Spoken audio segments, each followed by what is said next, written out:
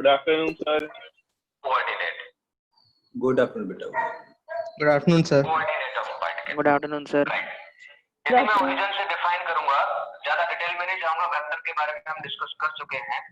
तो ये position vector of p with respect to ground, क्योंकि ओरिजिन को मैं ग्राउंड बोल रहा हूँ, तो पोजीशन वेक्टर ऑफ पार्टिकल अब p ये क्या चल गया? वो हो जाएगा सर ये आनंद मिश्रा कुछ चला रहा है सर आपका video. j cap plus z1 k cap, it is a position vector. Hello position ये कौन चला है? सर अनंत मिश्रा। आनंद मिश्रा। मिश्रा। अरे कद बंद कर ले भाई। सर लास्ट क्लास में डिस्कस कर दीजिएगा मेरा डाउट। हाँ हाँ तुम्हारा कर दूंगा। आखिरी में। हाँ हाँ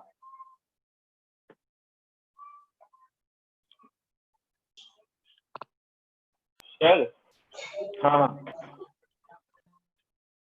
सर आपने जो सर डायमेंशन वाली सर जो वो क्वेश्चन शीट भेजी थी, तो उसमें हाँ। कई सारी सर ऐसी वैल्यूज जिनके सर समझ नहीं आता, सर कैसे उसको सॉल्व करें? जैसे वो फॉर्मूला वगैरह याद नहीं आ रहा है उन्हें। Yes sir. यस हाँ ने फॉर्मूला सर। प्रॉब्लम होगी। हाँ वो प्रॉब्लम होगी, ठीक है ना। वो फॉर्मूले वगैरह कहीं से देख सकते हो आप, ठीक है ना। सर तुरंत कर लो, ठीक है। बुक पढ़ी हो कोई, उससे देख लो। यदि नहीं आ रहा तो मुझसे पूछ लो, क्योंकि वो फॉर्मूले अभी इतनी जल्दी तुम्हें सारे याद नहीं हो सकते। मॉड्यूल पूरी भेज फिजिक्स नहीं दीजिए पढ़ोगे। थ्योरी वाला। थ्योरी वाला अभी तक नहीं आया। No sir. सर चलो मैं उसका भी नहीं मिला सर सर, वो वेक्टर्स वाला भी नहीं मिला। मैं फिर बोलता हूँ आज। सर एरर्स का डिवीजन बचा। हाँ एरर एंड डिवीजन बचा है, और एरर रेज्ड इन पावर, ठीक है। तो सच काइनेमैटिक्स स्टार्ट करेंगे। हाँ आज हो जाएगा।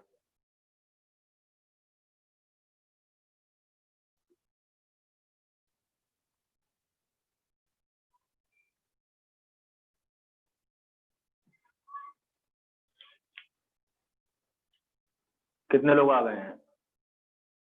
63। चलो वेट करते हैं थोड़ा सा। Good evening, sir. Good evening बेटा। Good evening, sir. Good evening good evening good evening. और चलो आ जाए सारे लोग, फिर एक एक्स्ट्रा क्लास रखते हैं तुम लोगों की कल, ठीक है। कल एक स्लॉट खाली ना तुम लोगों का? हाँ सर। यस हाँ सर। तो उसमें एक्स्ट्रा क्लास रखेंगे, फिर सारे लोग आ जाए, फिर अनाउंस कर दूंगा। सर आज क्लियर होगा मेरा? Good evening sir. Good evening बेटा, good evening.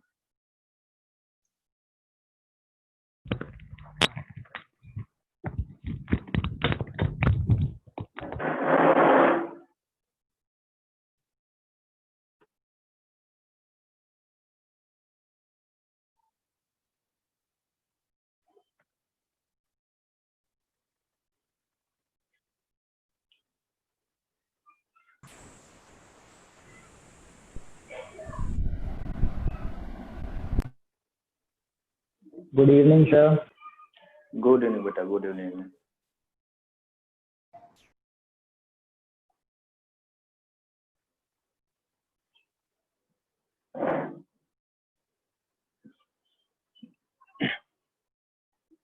Error in division करना है। एरर इन प्रोडक्ट तक हो चुका था। एरर इन डिवीजन बिल्कुल वैसा ही है। लेट लिखते जाना notes. A and B are physical quantity, are physical quantity, and delta A and delta B are errors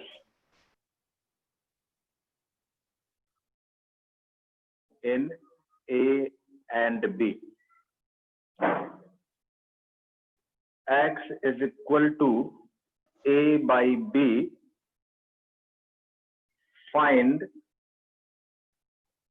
delta X, मतलब error in this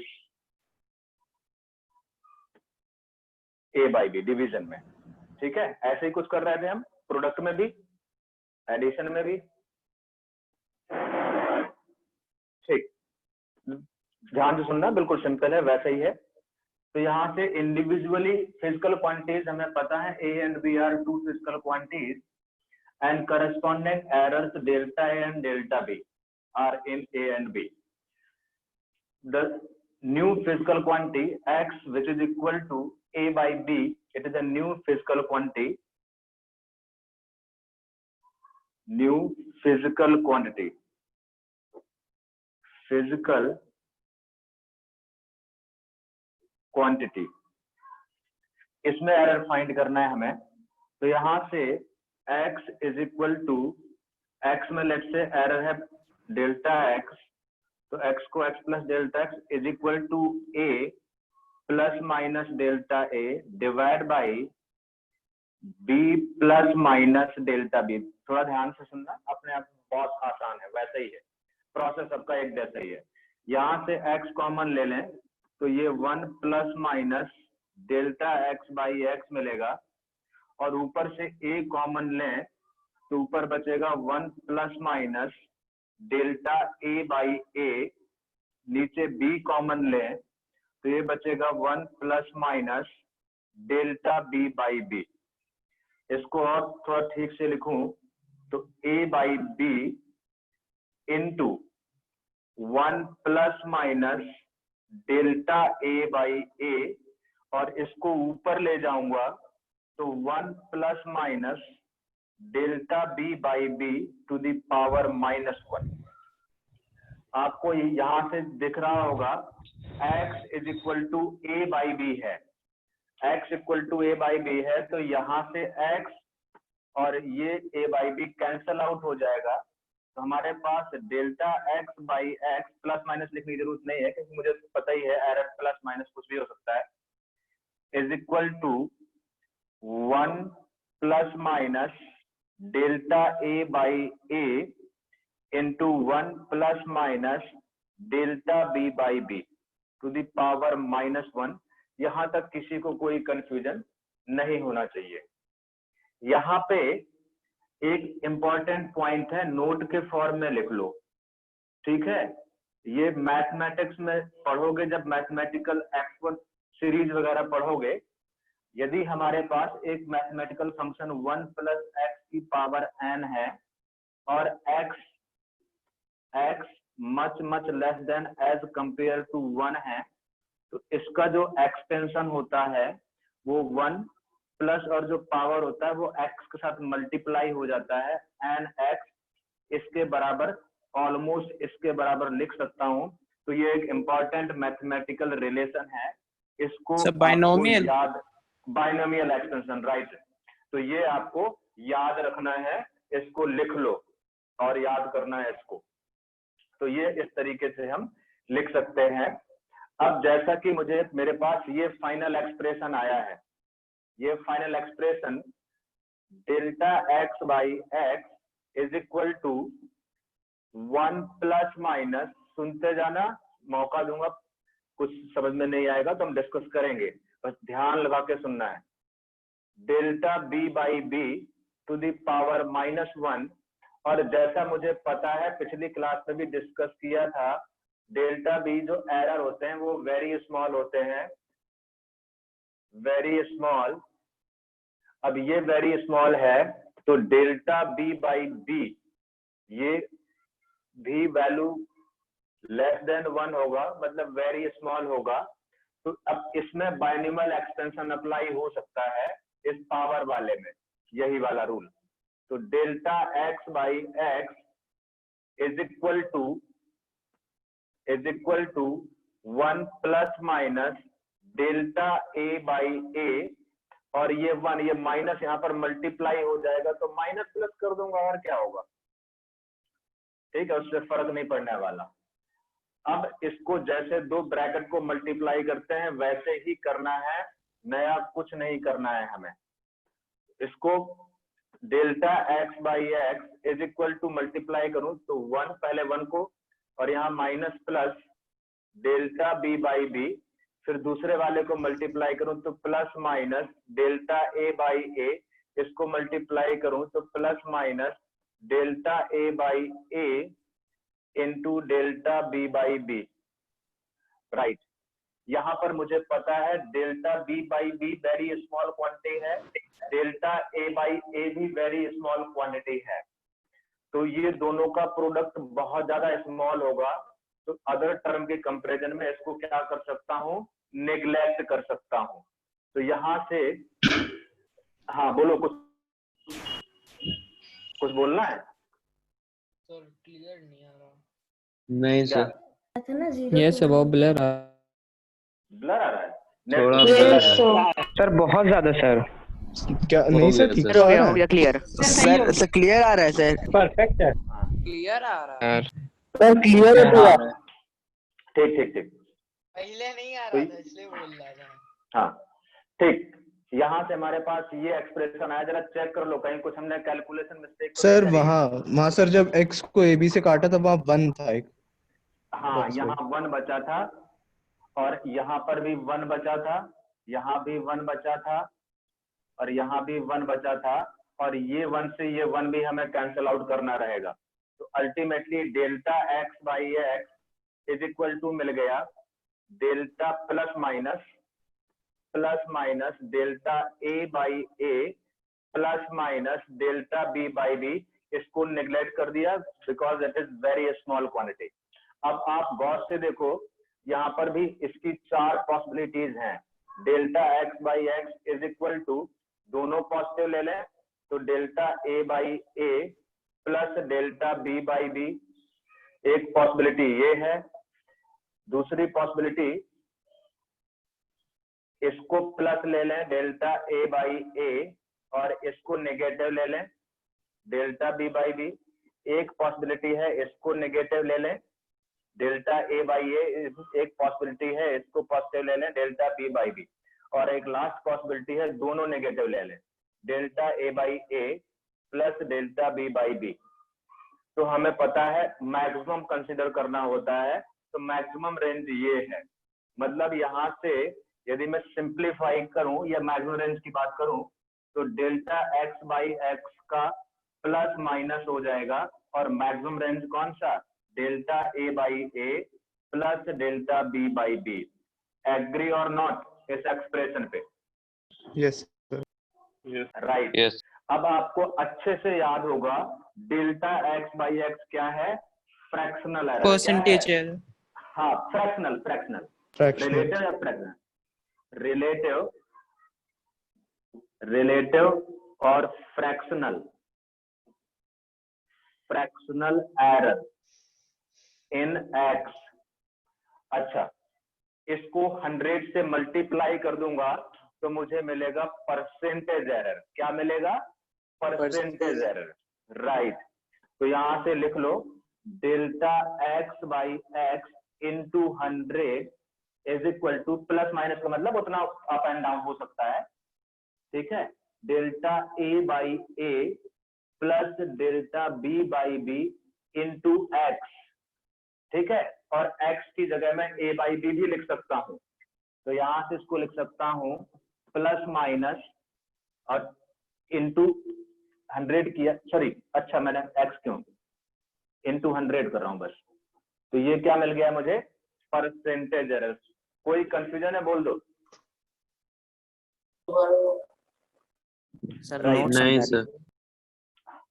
अब यहाँ पे इसको ध्यान से देखो, यदि मुझे एब्सोल्यूट एरर निकालना है तो एब्सोल्यूट एरर क्या होता है, delta x is equal to plus minus delta A by A plus delta B by B into x. X उधर ले जाऊंगा तो ये क्या देगा मुझे, एब्सोल्यूट एरर इन एक्स। जैसे डेल्टा ए का एब्सोल्यूट एरर था, डेल्टा बी का एब्सोल्यूट एरर था, तो ये डेल्टा एक्स क्या होगा, एब्सोल्यूट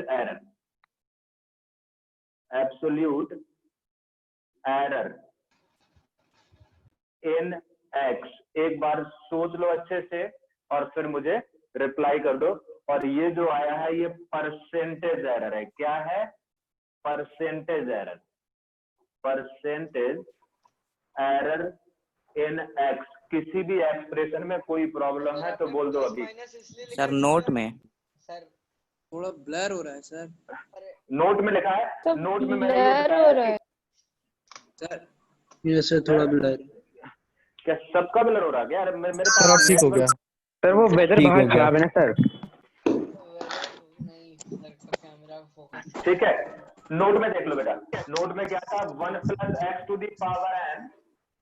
यदि आपका x very very less as compare to the 1 है तो मैं n को x के साथ मल्टीप्लाई कर सकता हूँ। ये बाइनोमियल एक्सटेंशन होता है। तो ये प्रॉपर्टी मैंने यहाँ पर अप्लाई करी है। सर फिर ब्लर हो गया। सर ब्लर हो गया एक बार सर बेटा सर पूरा ब्लर हो गया। बेटा वो वेदर की वजह से हो रहा है, बाकी नेट वगैरह मेरे यहाँ आ रहा है, ठीक है ना। अब थोड़ा सा कंप्रोमाइज करो तो क्या कर सकते हैं, ठीक है। कोशिश करो, थोड़ा हो सकता है फ्लक्चुएशन रहे हल्का फुल्का। फ्लक्चुएशन ही है सर यहाँ प्लस माइनस आप इसलिए दे रहे हो क्योंकि मैक्सिमम और मिनिमम नेटवर्क नहीं कैमरा फोकस। बिल्कुल बिल्कुल, मैक्सिमम। अच्छा सर आप हाँ, एरर्स की वीडियो अपलोड करेंगे? सर आपने इंटीग्रेशन की कोई भेजी नहीं, जो शीट वगैरह? इंटीग्रेशन उतना ही कर लो, काफी है, ठीक है ना। मतलब जो भी आपके उसमें है स्कूल में टेक्स्ट बुक में, उतना मोर देन एनफ है।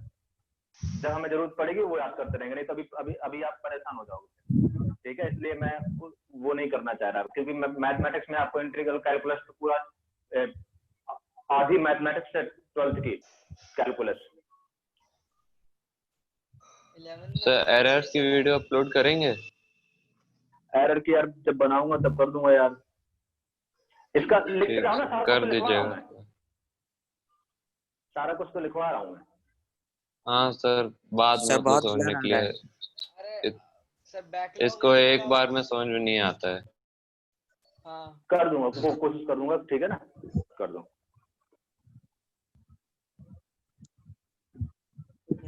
सर इसके बाद आप डायमेंशनल एनालिसिस पढ़ाएंगे ना? हो तो गई भाई। हो तो गया भाई। इसके बाद क्या करेंगे सर? सर ये हो गया। सर हाँ, वो जो बोलो। -1 सर बहुत ब्लर आ रहा है। वो सर आपने मल्टीप्लाई कर दिए।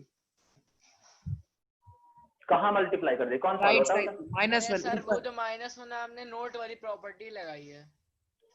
हाँ, नोट वाली में ये जो पावर होता है यहाँ मल्टीप्लाई हो जाता है, यदि ये कंडीशन सेटिस्फाई हो रही होती है तो। आपने ये कहाँ लगाया है? मतलब वो माइनस -1 यहाँ मल्टीप्लाई हो गया। फर्क तो कुछ नहीं पड़ा। कोई फर्क नहीं पड़ेगा, बिल्कुल फर्क नहीं कोई फर्क नहीं पड़ा। पड़ा। प्लस हाँ, माइनस कोई फर्क, हाँ कोई फर्क नहीं, क्योंकि दोनों है ना प्लस माइनस। ठीक है सर, ठीक है सर। हाँ। ठीक, मिटा दो। Yes sir. Yes sir. ठीक, सर आपने वो 0 इसलिए लिया क्योंकि वो क्वांटिटी बहुत छोटी हो जाएगी। बिल्कुल बिल्कुल, क्योंकि delta A by a very small है, delta B by B very small है, प्रोडक्ट तो ऑर्डर स्मॉल हो जाएगा। ठीक है सर। ठीक है, तो अल्टीमेटली ये फाइनल रिजल्ट आए, और यहाँ पर ये आपका डिवीजन का हो गया, ठीक है ना। अब नेक्स्ट है, इसकी फोटो वगैरह खींच लेना, शेयर कर देना। यस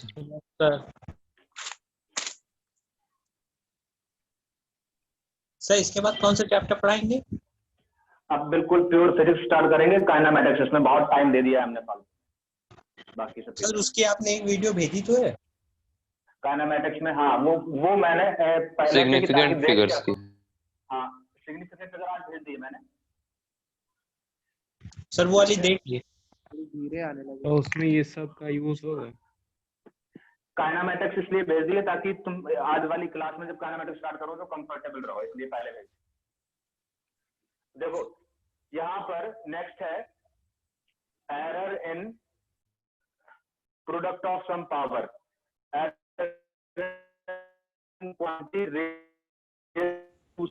नहीं आ रही सर। और कल सर आवाज नहीं आ रही सर क्लियर। ब्लर आ रहा है सर आवाज क्लियर नहीं आ रही। अरे ठीक हो गया सर। एरर इन क्वांटिटीज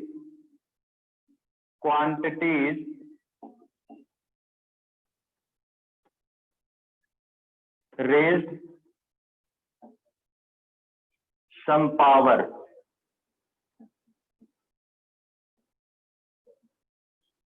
बिल्कुल सिंपल सा रूल है इसका, ध्यान से देखना, ठीक है। कई चीजें हम पहली बार करते हैं, error in quantities raise some power, और थोड़ा सा अभी डिस्कस मत करो, पहले सुन लो पूरा, जब कुछ प्रॉब्लम हो तब बोलना बीच में, अभी देखते जा पूरा यहाँ से, क्योंकि बीच बीच में जब आप बोलते हो ना तो बड़ा पंगा होता है उसमें। x is equal to a to the power p, b to the power q, c to the power r, ठीक है। There are 3 physical quantities, a, b and c are physical quantity, r सब कुछ इसी में लिख भी रहा हूं, फिजिकल क्वांटिटी। समझ में नहीं आया फिर बोलना, बिल्कुल कोई दिक्कत वाली बात नहीं है। Physical quantities delta A, delta B and delta C are absolute error, absolute errors in A, B and C respectively. Objective जो हमें फाइंड करना है, फाइंड एरर इन एक्स, मतलब डेल्टा एक्स हमें फाइंड करना है, राइट। अब एक रूल होता है, लॉग की प्रॉपर्टी होती है। लॉग की प्रॉपर्टी क्या होती है? यदि मैं दोनों तरफ लॉग लूं, या लॉग बेस ई को ln बोलते हैं, तो ln x is equal to ln a to the power p, b to the power q divide by c to the power r। इसको एक्सटेंड करूं तो इसको लिख सकता हूं ln a to the power p plus ln b to the power q, ठीक है। ये लॉग की प्रॉपर्टी है, यदि नहीं पता है तो याद करना है, प्लस ln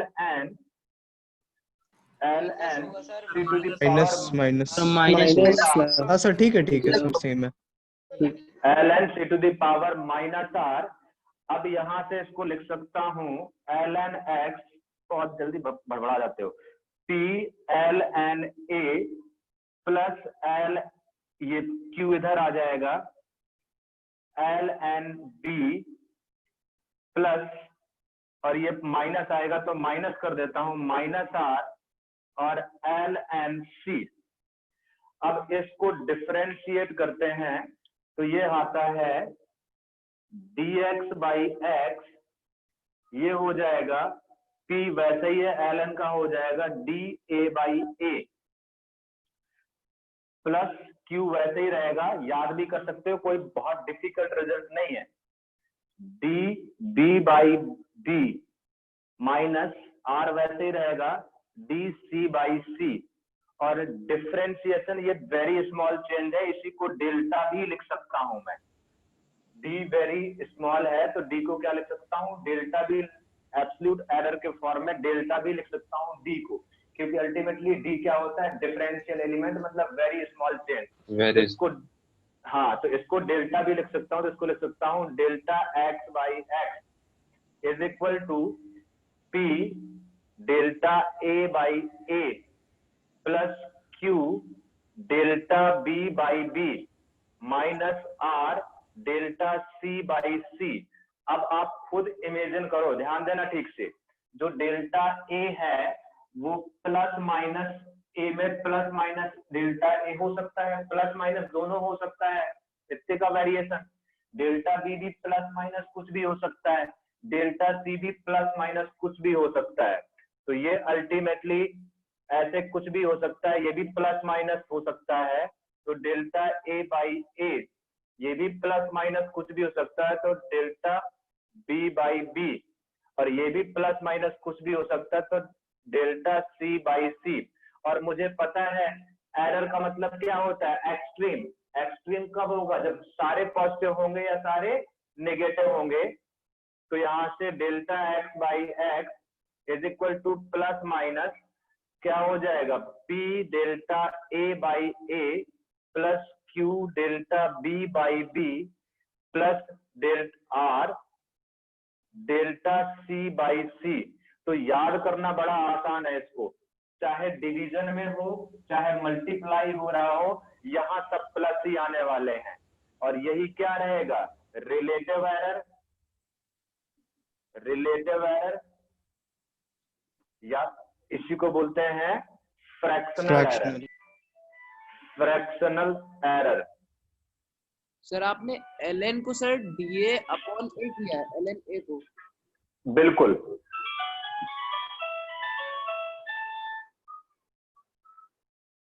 ठीक है, अब इसी में 100 से मल्टीप्लाई कर देंगे तो क्या मिल जाएगा, डेल्टा एक्स बाई परसेंटेज है। बिल्कुल, परसेंटेज एरर मिल जाएगा, परसेंटेज एरर। और सिंपली डेल्टा एक्स निकालना होगा, तो डेल्टा एक्स को क्या लिख दूंगा मैं, पी डेल्टा ए बाई ए। एक मिनट, कोई स्टूडेंट है क्या? सर रटना ही है क्या? हेलो, हाँ कहाँ से? हाँ यार, अभी थोड़ा सा मैं बिजी हूँ, तो आप थोड़ी देर में फोन करिएगा 6 बजे के बाद, 6:30, थोड़ा बिजी हूँ। हाँ, पी डेल्टा, एक मिनट पहले मिले सर आप सर रिकॉर्डिंग भेजेंगे आप? सर मैं लीव कर रहा हूँ, मेरा नेट बहुत स्लो चल रहा है। तो ये सर मेरा भी सर लाइट चली गई तो वाईफाई बंद हो गया मेरा। लाइट गई?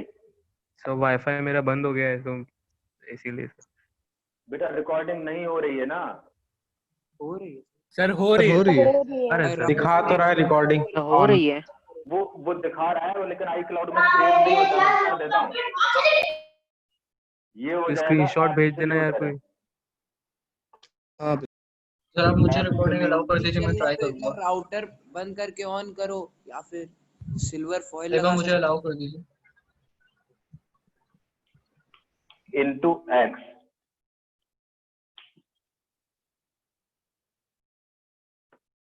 अलाउ कहाँ से, सेटिंग में जाके?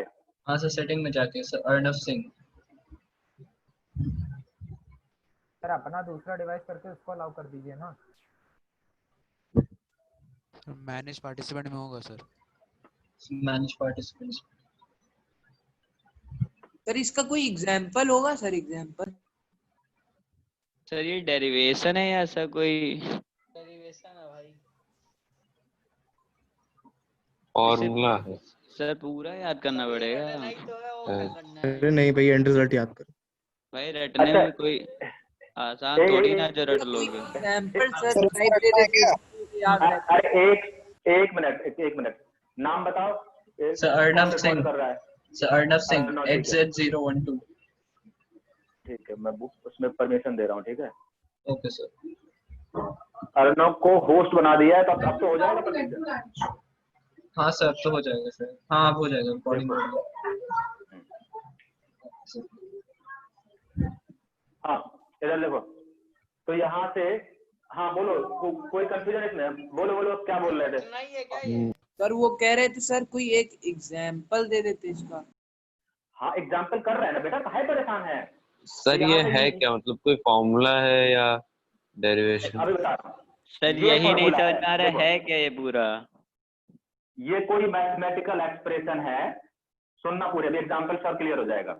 तो इसमें एरर निकालना है, तो लॉग लेने पर दोनों तरफ, लॉग लेने को लॉग की प्रॉपर्टी अप्लाई करके मैं एक्सटेंड कर सकता हूँ इसको, ऐसे एक्सटेंड कर सकता हूँ। तो उसको डिफरेंशिएशन के फॉर्म में ऐसे लिख सकता हूँ, ठीक है ना, dx बाई एक्स, और ये p मल्टीप्लाई, तो मल्टीप्लाई में जो कांस्टेंट रहता है वो मल्टीप्लाई ही रहता है। इसको लिख सकता हूँ डेल्टा a बाई ए, मतलब da बाई ए, इसको लिख सकता हूँ। ये फॉर्मूला है इस तरीके से, ठीक है ना, डिफरेंशिएशन की प्रॉपर्टी है, ठीक है। और मुझे ये लिख दिया, तो जो dA है, dB है और dC है, these are the differential element. Starting में बताया था मैंने डिफरेंशियल में, मतलब ये वेरी स्मॉल चेंज है। और स्मॉल चेंज को मैं डेल्टा भी लिख सकता हूँ, जैसे डेल्टा यहाँ लिख रहा हूँ, ठीक है। तो डेल्टा से रिप्लेस कर दिया, और डेल्टा जो है वो एब्सोल्यूट एरर्स हैं। अब एब्सोल्यूट एरर का मतलब क्या होता है, इतने प्लस माइनस से वो क्वांटिटी में वेरिएशन हो सकता है, इसलिए सब में प्लस माइनस अप्लाई कर दिया।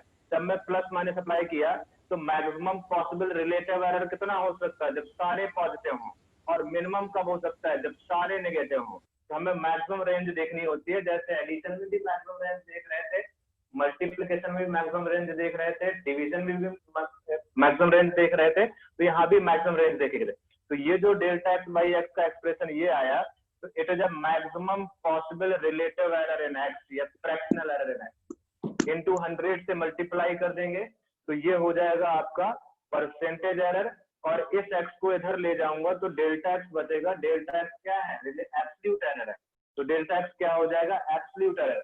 अब एग्जांपल देखो, एग्जांपल कैसे बनेंगे इसके बता रहा हूं मैं। तो यहाँ से ये बता दो, बोलो। Yes sir. Yes sir. हाँ, अब एग्जांपल देखो, बड़े आसानी से समझ में आ जाएगा कि क्या कर रहे हैं हम एक्चुअली। जैसे अभी समझते हैं, जैसे हमारे पास समझो, ठीक है, थोड़ा सा कैलकुलेशन, क्योंकि रैंडम वैल्यू ले रहा हूं तो कैलकुलेशन फास्ट करना, ठीक है ना। लेट्स से कि आपके पास एक सिलेंडर है, ठीक है ना, एक सिलेंडर है, अभी समझ में आ जाएगा। सिलेंडर है ये, सिलेंडर, सिलेंडर, ठीक। अब इसका जो रेडियस है r है, सॉलिड सिलेंडर है, और इसका लेंथ जो l है, तो r इज इक्वल टू दिया है हमें लेट्स से 1 मीटर, और l इज इक्वल टू दिया है लेट्स से 2 मीटर, और हमें इनमें r में रेडियस में जो एरर दिया है लेट्स से 0.1 मीटर, और लेट्स से डेल्टा l में जो लेंथ एरर दिया है वो दिया है लेट्स से 0.2 मीटर। ये बात समझ में आई? क्या क्या गिवन है हमें, और मुझे फाइंड करना है इसके टोटल वॉल्यूम में कितना एरर होगा। तो फाइंड, मुझे इंडिविजुअल एरर पता है, इंडिविजुअल वैल्यू पता है। रेडियस 1 मीटर है, लेंथ 2 मीटर है, डेल्टा r 0.1, डेल्टा l मतलब ये absolute error in radius, absolute error in length. ध्यान से देखना बिल्कुल। Find error in volume, volume of cylinder, cylinder. अब ध्यान देना, वॉल्यूम होता है, वॉल्यूम ऑफ द सिलेंडर क्या होता है? Pi R square L. Pi R square H. Very good, pi square L होता है। अब ये वैसे ही कुछ है, सम पावर रेज्ड वाला, तो मैं दोनों तरफ क्या ले लूंगा? L N V is equal to L N pi plus ये 2 मल्टीप्लाई हो जाएगा। क्या कोई दिक्कत आ रही है इसमें? सोचते जाना। और प्लस एल एन एल, कोई दिक्कत आई इसमें? नहीं आई ना। अब इसको डिफरेंशिएट करूंगा तो delta V by V is equal to, ये तो कांस्टेंट है, पाई क्या एक नंबर है, पाई क्या है? एक नंबर है, तो कांस्टेंट का डिफरेंशिएशन 0 होता है, 0 ये बता चुका हूं मैं। और ये तो 0 हो जाएगा, r वेरिएबल है क्योंकि r ही में एरर है, तो ये हो जाएगा 2, और इसकी जगह delta r by R plus, और यहाँ 1 ही है, और ये डेल्टा l बाई एल, अभी बताया ना वही रूल। अब मुझे पता है, तो ये आ गया, और यही दोनों को पॉजिटिव लिया तो यही प्लस माइनस हो जाएगा। तो delta v by v is equal to plus minus 2, और डेल्टा r कितना है? 0.1 है, और डिवाइड बाई r कितना है? 1 है, प्लस डेल्टा l कितना है? 0.2 है, डिवाइड बाई l कितना है? 2 है।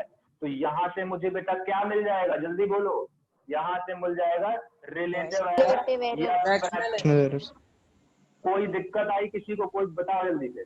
रिलेटिव एरर या फिर फ्रैक्शनल एरर, बिल्कुल दिक्कत नहीं है ना। तो अगर एरर इन वॉल्यूम बताना हो तो? हाँ, अब एरर इन वॉल्यूम बताना है तो ये है रिलेटिव एरर इन वॉल्यूम। अब मुझे परसेंटेज चाहिए तो 100 से मल्टीप्लाई कर दूंगा। सिंपली डेल्टा वी बताना है तो प्लस माइनस 2 इंटू 0.1, ध्यान देना बिल्कुल सिंपल है बेटा, प्लस 0.2 डिवाइड बाई 2, और ये v यहाँ पर है, v मल्टीप्लाई करूंगा, और v का वैल्यू ये है बेटा, v का वैल्यू यहाँ रख दूंगा, और v का वैल्यू निकालना मेरे लिए बड़ा आसान है। पाई r स्क्वायर मतलब 1 स्क्वायर इंटू l, l मतलब 2, तो क्या v का वैल्यू मिल गया?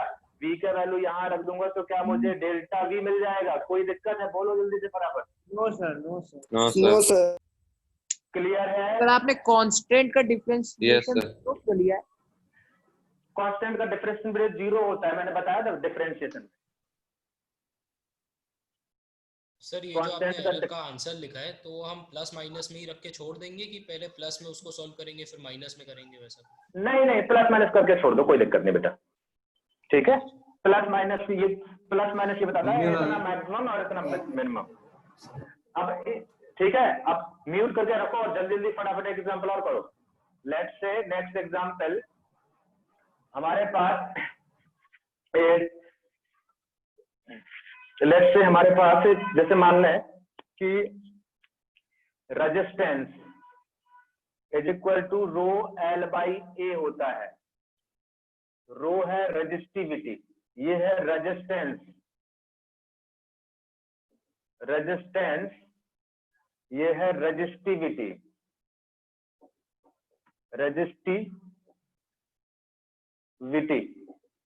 ठीक है। ये फॉर्मूला पता है तो ठीक है, नहीं पता है तो आगे पढ़ेंगे, मतलब अल्टीमेटली आपको ये पता होगा। ठीक है, एल है लेंथ, पता है सर। गुड। ये है एरिया। अब लेट्स से रेजिस्टिविटी जो होता है वो कांस्टेंट होता है किसी भी मटेरियल का, उसमें कोई वेरिएशन नहीं होता है, तो रेजिस्टिविटी कांस्टेंट है। अब मुझे लेट्स से गिवन जो इंफॉर्मेशन है, गिवन है length 1 metre, area 1 metre square और डेल्टा एल गिवन है let's say 0.1, delta A given है लेट्स से 0.3 और फाइंड एरर इन रेजिस्टेंस, मतलब फाइंड करना है डेल्टा आर।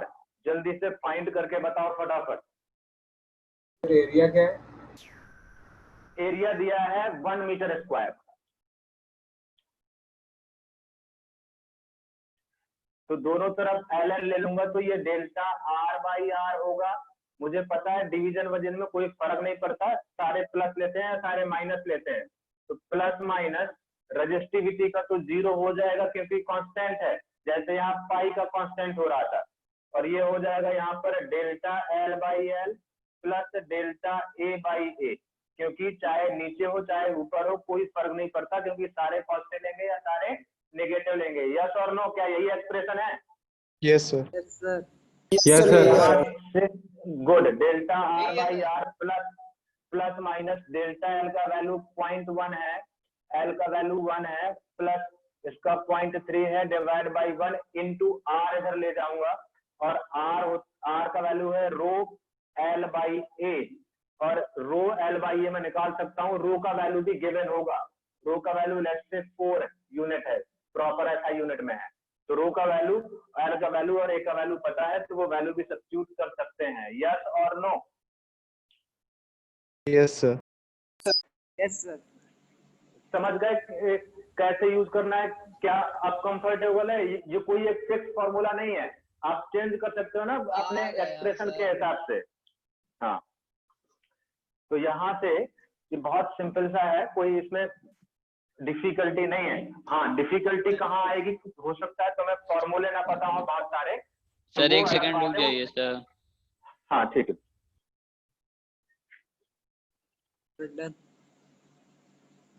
रुक जाओ भाई।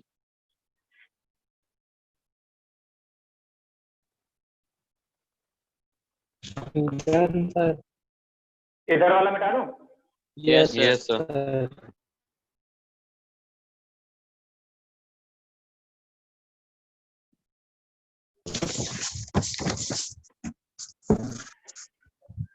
इधर वाला? सर रुक जाइए सर। ठीक है, कर लो कर लो। अरे स्क्रीनशॉट भेज देंगे। स्क्रीनशॉट करते जाओ, कोई रिकॉर्ड नहीं कर रहा है, मुझे भी शेयर कर देना। Yes sir. राइट। अब मिटा दिए। अब बेटा अब देखो, अब यहाँ से अब बिल्कुल शांति से सुनना, हम फिजिक्स, अब यहाँ से रियल फिजिक्स स्टार्ट हो रही है जो हमें पढ़ना है मेनली। सर यही आंसर आएगा इसका? हाँ बेटा यही आंसर है। ठीक, अब यहाँ पे हमें फिजिक्स में अब बहुत ध्यान से धीरे धीरे करके हम आगे बढ़ते हैं और नया चैप्टर स्टार्ट करते हैं फिजिक्स का, काइनेमेटिक्स। ठीक है ना? काइनेमेटिक्स काइनेमेटिक्स के बारे में थोड़ा समझते हैं, बिल्कुल आराम से चलेंगे। अब फिजिक्स स्टार्ट हो गई, ये समझ लो। सर चैप्टर 2 कंप्लीट हो गया सर? हाँ, उसमें बाकी जब ये हम असाइनमेंट डिस्कस करेंगे, जब जो मैंने एक्स्ट्रा टाइम अभी कल के लिए बोला है, कल भी डिस्कस करेंगे, और भी यदि जरूरत पड़ेगी तो आगे भी डिस्कस करेंगे टाइम निकाल के, तो उसमें डिस्कस करेंगे। उसमें क्वेश्चन वगैरह हम डिस्कस कर लेंगे उसके अच्छे से।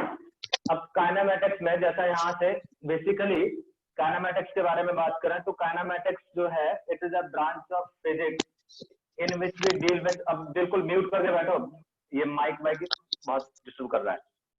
Kinematics is the branch of physics in which we deal with motion of particle, motion of particle without knowing its causes. Without knowing its causes का मतलब जैसे हम बात करें कि हमें मोशन ऑफ पार्टिकल के बारे में डील करना है, डिस्कस करना है, मतलब डिस्टेंस के बारे में डिस्कस करेंगे, डिस्प्लेसमेंट के बारे में डिस्कस करेंगे, वेलोसिटी के बारे में डिस्कस करेंगे, एक्सेलरेशन के बारे में डिस्कस करेंगे। तो ये मोशन ऑफ पार्टिकल के बारे में डिस्कस करना है। पार्टिकल वर्ड यूज कर रहा हूँ, पार्टिकल मतलब डायमेंशन लेस। जब तक किसी ऑब्जेक्ट का डायमेंशन ना डिफाइन हो तब तक हमें उसे डायमेंशन लेस मानना है, या पॉइंट ऑब्जेक्ट मान के ही सारी कैलकुलेशन करनी है। भले ही वो ये बोले कि बस जा रही है इतने मीटर पर सेकंड से, तो बस को भी मैं क्या मानूंगा, एक पॉइंट ऑब्जेक्ट मानूंगा। तो काइनेमेटिक्स में सबसे पहला पॉइंट तो यही है, deal with motion of particle. Motion of particles, motion of particle मतलब dimensionless object, dimensionless object. सुनते जाओ बिल्कुल, बाद में टाइम मौका दूंगा बेटा। Motion of particle dimensionless object, इसके बारे में डील करना है without knowing its causes. Without knowing its causes का मतलब है कि जो वेलोसिटी है, वेलोसिटी किस वजह से आई है उसके बारे में वो वजह को नहीं जानना है, उसके रीजन को नहीं जानना है, या एक्सेलरेशन किस वजह से प्रोड्यूस हुआ है या डेवलप हुआ है उसकी वजह को नहीं जानना है। वजह जानेंगे हम इसके नेक्स्ट चैप्टर में, न्यूटन्स लॉज ऑफ मोशन में, कि एक्सेलरेशन किस वजह से आया, ठीक है ना, उसकी वजह से क्या क्या चेंज, वहां रीजनिंग के बारे में डिस्कस करेंगे। यहाँ सिंपली हमें मोशन ऑफ पार्टिकल को एनालाइज करना है।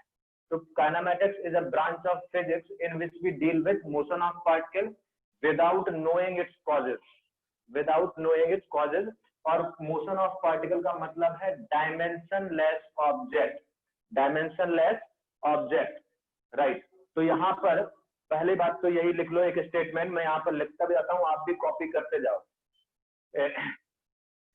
Motion of particle dimensionless object without knowing its causes. Motion of dimension less object का मतलब डायमेंशन लेस ऑब्जेक्ट का, हाँ, डायमेंशन लेस ऑब्जेक्ट का मतलब जैसे मैंने बताया था कि हम बात कर रहे हैं कि हमारी कार इतनी वेलोसिटी से जा रही है, तो कार कोई डायमेंशन लेस ऑब्जेक्ट थोड़ा ना है। कार का तो विड्थ भी है, हाइट भी है, लेंथ भी है, सब कुछ है। लेकिन जब तक हमें डायमेंशन के बारे में दिया नहीं है तो मैं कार को क्या मानूंगा, पॉइंट मानूंगा।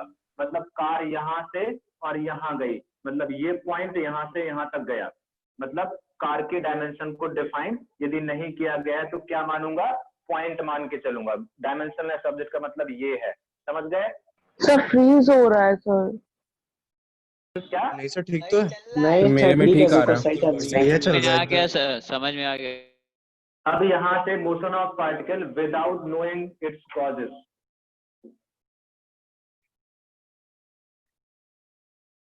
विदाउट नोइंग इट्स रीजन या कॉजेस,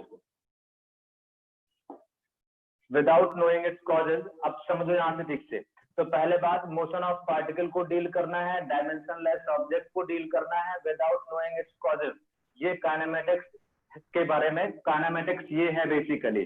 अब काइनेमेटिक्स स्टडी करने से पहले हम यहाँ पर कुछ बेसिक फंडामेंटल डेफिनेशंस हैं जो हमें फर्स्ट फेज ऑफ चैप्टर में डिस्कस करना है। पहला जो हमें डिस्कस करना है रेस्ट और मोशन के बारे में।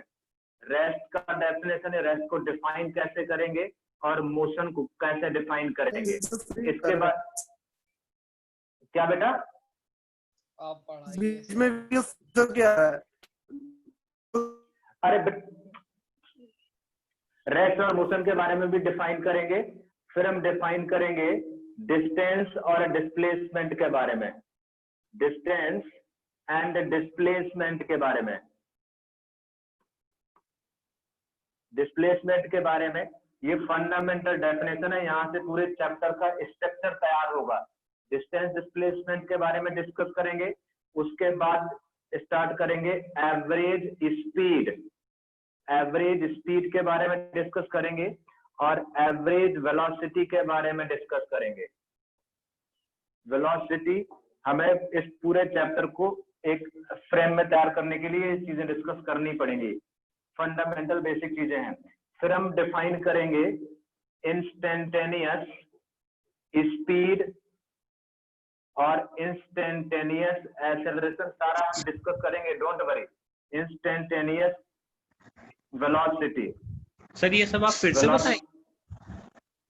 अभी मैंने बताया ही कहा है सर वीडियो में, वीडियो में वो मतलब बताऊं, अरे वहां पर सारी चीजें थोड़ा ना वीडियो में, ठीक है। Instant speed and instantaneous velocity. इसके बाद हम डिफाइन करेंगे एवरेज एक्सेलरेशन, एक्सेलरेशन वहां पर सारी चीजें नहीं है, ठीक है, वो सारी चीजें वीडियो में डाली जाती है। Average acceleration and instantaneous acceleration, acceleration. तो ये चीजें हमें इस बेसिक स्ट्रक्चर को, पूरे चैप्टर को खड़ा करने के लिए या जो भी स्टडी करना है, ये फंडामेंटल डेफिनेशन को डिस्कस करना पड़ेगा। तो सबसे पहले एक एक करके आते हैं। सबसे पहले रेस्ट और मोशन के बारे में समझने की कोशिश करते हैं, और दोनों को, रेस्ट और मोशन को एक साथ ही डिफाइन किया जा सकता है, अलग अलग सेपरेट नहीं किया जा सकता। सर तो सबसे पहले, हाँ बोलो सर, हम काइनेमेटिक्स की सर एक प्रॉपर डेफिनेशन कोई नहीं दे सकते हैं सर अगर नोट्स में लिखना हो तो। अरे भाई ब्रांच ऑफ फिजिक्स, फिर उसके बाद डील्स विद मोशन, वही तो बस यही लिखना है, ठीक है। अभी मैंने, एक मिनट, रेस्ट एंड मोशन, एक मिनट बस रुक जाओ, ठीक है। काइनेमेटिक्स में बस ये एक लाइन, ये पूरा सेल्फ एक्सप्लेनेटरी है, ये तीन चीजें। Kinematics is the branch of physics. अब ब्रांच ऑफ फिजिक्स तो है ही, ठीक है, deal with motion of particle, और डायमेंशनलेस ऑब्जेक्ट को डील करना है, और विदाउट नोइंग इट्स कॉजेस।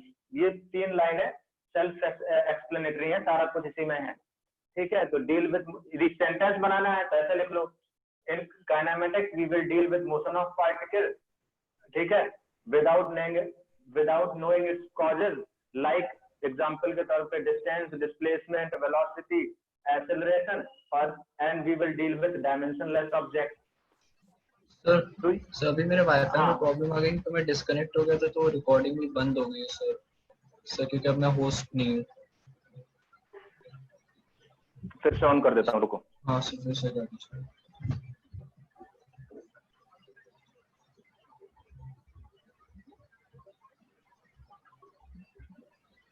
हाँ, तो यहाँ से रेस्ट और मोशन को अलग अलग डील नहीं कर सकते। अब थोड़ा सा सुनो यार तुम लोग, ठीक है। रेस्ट एंड मोशन को अलग से डील नहीं कर सकते, रेस्ट को अलग से डिफाइन नहीं कर सकते, मोशन को अलग से डिफाइन नहीं कर सकते। पहली बात, यदि कोई ऑब्जेक्ट है, जैसे मान लेता हूं कि कोई ऑब्जेक्ट है, लेट्स से ये बोर्ड ही है, और बोर्ड को मैं बोल रहा हूँ रेस्ट पे है, कोई दूसरा बंदा जो देखने वाला होगा, जो ऑब्जर्व करने वाला होगा, वो इसी बोर्ड को मोशन पे बोल सकता है। वो ऐसे बोल सकता है, यदि मैं बोल रहा हूँ बोर्ड को रेस्ट पे, और कोई एक ऐसा बंदा है जो मून पे बैठा हुआ है, और मून के रिस्पेक्ट में अर्थ रोटेट कर रही है, मतलब अर्थ मूव कर रही है, तो मून पे बैठा बंदा बोलेगा कि ये बोर्ड मोशन पे है। तो वो बंदा जो मून पे बैठा है वो भी सही है, और मैं बोल रहा हूँ कि रेस्ट पे है, और मून पे बंदा बैठा बोल रहा है ये बोर्ड मोशन पे है, तो हम दोनों लोग सही है। वो अपनी जगह सही है, मैं अपनी जगह सही हूँ। मतलब बेसिकली यहाँ से हम ये बात तो बोल ही सकते हैं कि रेस्ट या मोशन ये एब्सोल्यूट टर्म नहीं है, they are the relative term.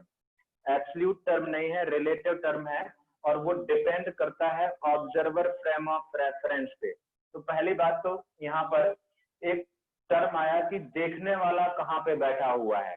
देखने वाला मतलब ऑब्जर्वर फ्रेम ऑफ रेफरेंस क्या है, जो ऑब्जर्व कर रहा है वो कहाँ से बैठ के ऑब्जर्व कर रहा है, जब तक हम वो डिफाइन नहीं करेंगे तब तक हम रेस्ट और मोशन को डिफाइन नहीं कर सकते।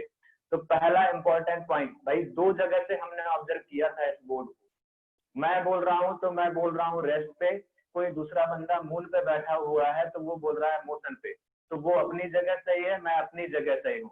मतलब यहाँ से एक फाइनल कंक्लूजन पे हम ये पहुंचे कि यदि मुझे किसी ऑब्जेक्ट के रेस्ट या मोशन को डिफाइन करना है तो मुझे पहले ये डिफाइन करना पड़ेगा, या रेस्ट या मोशन पे कमेंट करने से पहले ये डिफाइन करना पड़ेगा या बताना पड़ेगा कि ऑब्जर्वर कहाँ पे है, ऑब्जर्व करने वाला कहाँ पे बैठा हुआ है। जब तक ऑब्जर्वर के बारे में डिफाइन नहीं करेंगे तब तक मैं किसी भी पोजीशन या रेस्ट या मोशन को डिफाइन नहीं कर पाऊंगा। तो पहला पॉइंट तो इसमें यही आया, for defining rest and motion, for defining rest and motion, rest and motion we have to define, we have to define observer frame, observer frame, observer frame of reference, reference मतलब observer कहाँ पे बैठा हुआ है, ठीक है। For defining rest and motion we have to define observer frame of reference. ऐसे भी समझ सकते हो कि यदि हम बात करें कि जैसे बोलूं कि कोई ऑब्जेक्ट है और मैं बोलूं, सुन लो अच्छे से, बहुत बेसिक चीजें हैं तभी चैप्टर का बैकग्राउंड क्रिएट होगा, चैप्टर क्रिएट होगा। यदि मैं बोलूं कि बोर्ड मुझसे 5 मीटर डिस्टेंस पे है तो सिर्फ 5 मीटर डिस्टेंस पे बोर्ड है, यही बोलना सफिशिएंट नहीं है, ये बताना पड़ेगा पहले बात तुम कहां पर हो या ऑब्जर्वर कहां पर है। यहाँ से 5 मीटर डिस्टेंस पे है या यहाँ से 5 मीटर डिस्टेंस पे है, तो वो हमें डिस्टेंस देखना पड़ेगा कि कहाँ से आप मेजर कर रहे हो। तो रेस्ट और मोशन डिफाइन करने से पहले बात तो ये कि observer frame of reference define होना चाहिए, ऑब्जर्वर की पोजीशन डिफाइन होना चाहिए। जैसे अब दूसरी बात हम बात करें, जैसे आपके पास कोऑर्डिनेट सिस्टम है, ध्यान से सुनना, ये एक्स एक्सिस है, ये वाई एक्सिस है और ये ओरिजिन है। ये क्या है? ओरिजिन है। यदि मैं किसी पार्टिकल की लोकेशन या पोजीशन को लोकेट करूं तो यहाँ पे लेट्स से ये पार्टिकल का लोकेशन x1, y1 है, x1, y1। अब इस पार्टिकल को मुझे लोकेट करना है, तो आप ये बताओ कि रैंडमली जब तक मेरे पास ये कोऑर्डिनेट फ्रेम नहीं होता या एक्स वाई फ्रेम नहीं होता तो क्या मैं इस पार्टिकल की पोजीशन को लोकेट कर सकता था? मैं इस पार्टिकल की पोजीशन को लोकेट नहीं कर पाऊंगा, राइट। तो पार्टिकल का यदि पोजीशन x1, y1 बोलना है तो मेरे पास ये कोऑर्डिनेट फ्रेम होना जरूरी है। यदि कोऑर्डिनेट फ्रेम है ही नहीं है तो मैं हवा में रैंडमली ऐसे नहीं बोल सकता कि इस पार्टिकल का कोऑर्डिनेट जो है वो x1, y1 है। मतलब मेरे लिए ये xy कोऑर्डिनेट सिस्टम है, तब मैं बोल पा रहा हूं कि इस पार्टिकल का ये जो है x1, y1 ये पोजीशन है। ये क्या है? पोजीशन है। पोजीशन का मतलब होता है कोऑर्डिनेट। कोऑर्डिनेट, कोऑर्डिनेट मतलब पोजीशन या कोऑर्डिनेट डिफाइन करने हैं तो मेरे पास कोऑर्डिनेट सिस्टम होना चाहिए। और कोऑर्डिनेट सिस्टम होने का मतलब क्या है कि x1 unit along x axis from origin, y1 unit along y axis from origin. मतलब जो देखने वाला बंदा है वो कहां पर बैठा हुआ है? ओरिजिन पे बैठा हुआ है। तो ओरिजिन को ही बोलते हैं हम, ओरिजिन एक नाम तो ओरिजिन ही है, दूसरा नाम बोलते हैं इसको ग्राउंड भी बोल देते हैं, ग्राउंड भी बोल देंगे इसको, या इसी को बोल देंगे रेफरेंस लेवल। मतलब जहां से बैठ के देख रहे हैं, रेफरेंस लेवल, ठीक है। तो ये बहुत सारे नाम हैं, मतलब यहाँ से बैठ के हम इस पोजीशन को लोकेट कर पा रहे हैं। और पोजीशन पता है तो मैं पोजीशन वेक्टर भी लिख सकता हूँ। ये पोजीशन वेक्टर भी लिख सकता हूँ, आर वेक्टर बोल दिया। किसका? पी का। कहाँ से देख रहे हैं? ग्राउंड से, क्योंकि मैंने ओरिजिन को ही ग्राउंड बोला है। और वेक्टर शायद लिखना आपको आ गया होगा, P with respect to ground बात करूं तो x1 i cap plus y1 j cap. तो ये क्या है? Position vector. ये कोऑर्डिनेट है, पोजीशन, दोनों में डिफरेंस है। ये पोजीशन है, ये पोजीशन वेक्टर है। Position vector, vector of p with respect to कहां? Ground, with respect to ground, क्योंकि ऑब्जर्वर कहां पे बैठ के देख रहा है? ओरिजिन पे बैठ के देख रहा है, ग्राउंड पे बैठ के देख रहा है। अब शायद बात क्लियर हो गई होगी कि रेफरेंस फ्रेम की इंपॉर्टेंस क्या है। तो यहाँ से पहली बात, पहला पॉइंट इंपॉर्टेंट। अब फाइनल कंक्लूजन या डेफिनेशन पे जाने की कोशिश करते हैं। सबसे पहली बात तो ये क्लियर हो गई कि रेस्ट और मोशन डिफाइन करना है तो ऑब्जर्वर फ्रेम ऑफ रेफरेंस पता होना चाहिए। यदि ऑब्जर्वर फ्रेम ऑफ रेफरेंस के बारे में कोई इंफॉर्मेशन नहीं है तो मैं किसी भी ऑब्जेक्ट को ना तो एब्सोल्यूट रेस्ट पे बोल सकता हूँ, ना एब्सोल्यूट मोशन पे बोल सकता हूँ। ये बोलना है तो मुझे ऑब्जर्वर फ्रेम के बारे में बिल्कुल परफेक्ट इंफॉर्मेशन चाहिए, पहली बात ये। अच्छा, यदि मेरे पास ऑब्जर्वर फ्रेम आ गया, अब मैं रेस्ट और मोशन को डिफाइन कर सकता हूँ। अब मैंने position of particle P define कर चुका हूँ, ये रेफरेंस फ्रेम है। पोजीशन वेक्टर भी डिफाइन कर चुका हूँ, position vector of particle P with respect to ground. ये जो बाद वाला, इसका मतलब क्या होता है? Position vector of P with respect to ground का मतलब है पी को देख रहा हूँ। कहां से देख रहा हूँ? ग्राउंड से देख रहा हूँ। ग्राउंड मैंने किसको बोला है? ओरिजिन को बोला है। जो डायरेक्शन होता है वो कहां से? ग्राउंड से पी की तरफ होता है, ग्राउंड से पी की तरफ होता है। तो बिल्कुल एक एक चीजें क्लियर होना चाहिए कि डायरेक्शन कहां से कहां होगी। पोजीशन का मतलब ये है, पोजीशन वेक्टर का मतलब ये है।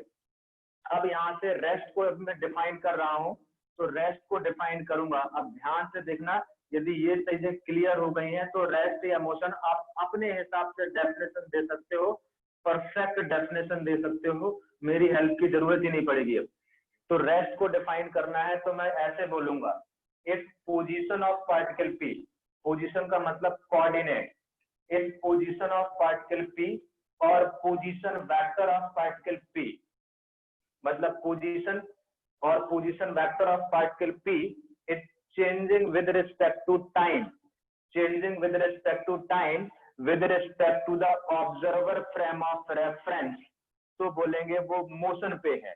यदि ऐसे बोलूंगा कि इफ पोजीशन या फिर position vector of particle P with respect to time, with respect to the observer frame of reference is not changing, then we will say object is at rest with respect to the observer. Yes or no? Yes sir. Yes sir. Yes sir. तो यहाँ से define करेंगे if position, बिल्कुल if position और position vector, position vector is not changing, it not changing with time with respect to observer frame of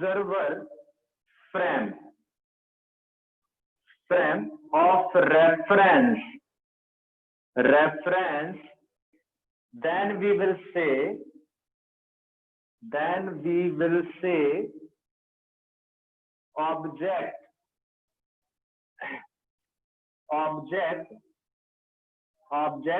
is at rest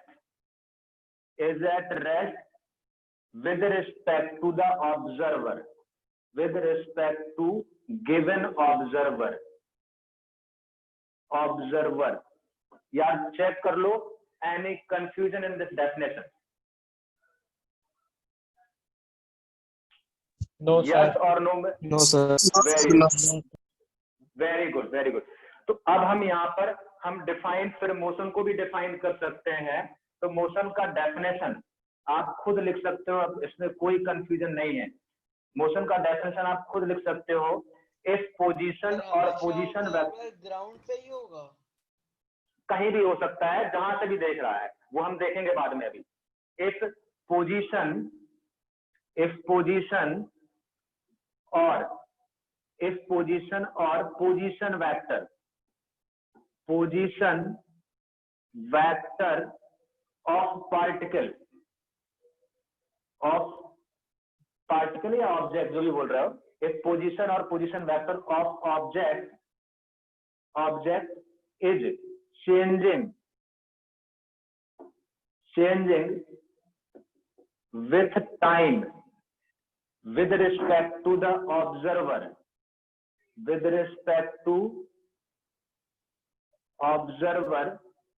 then we will say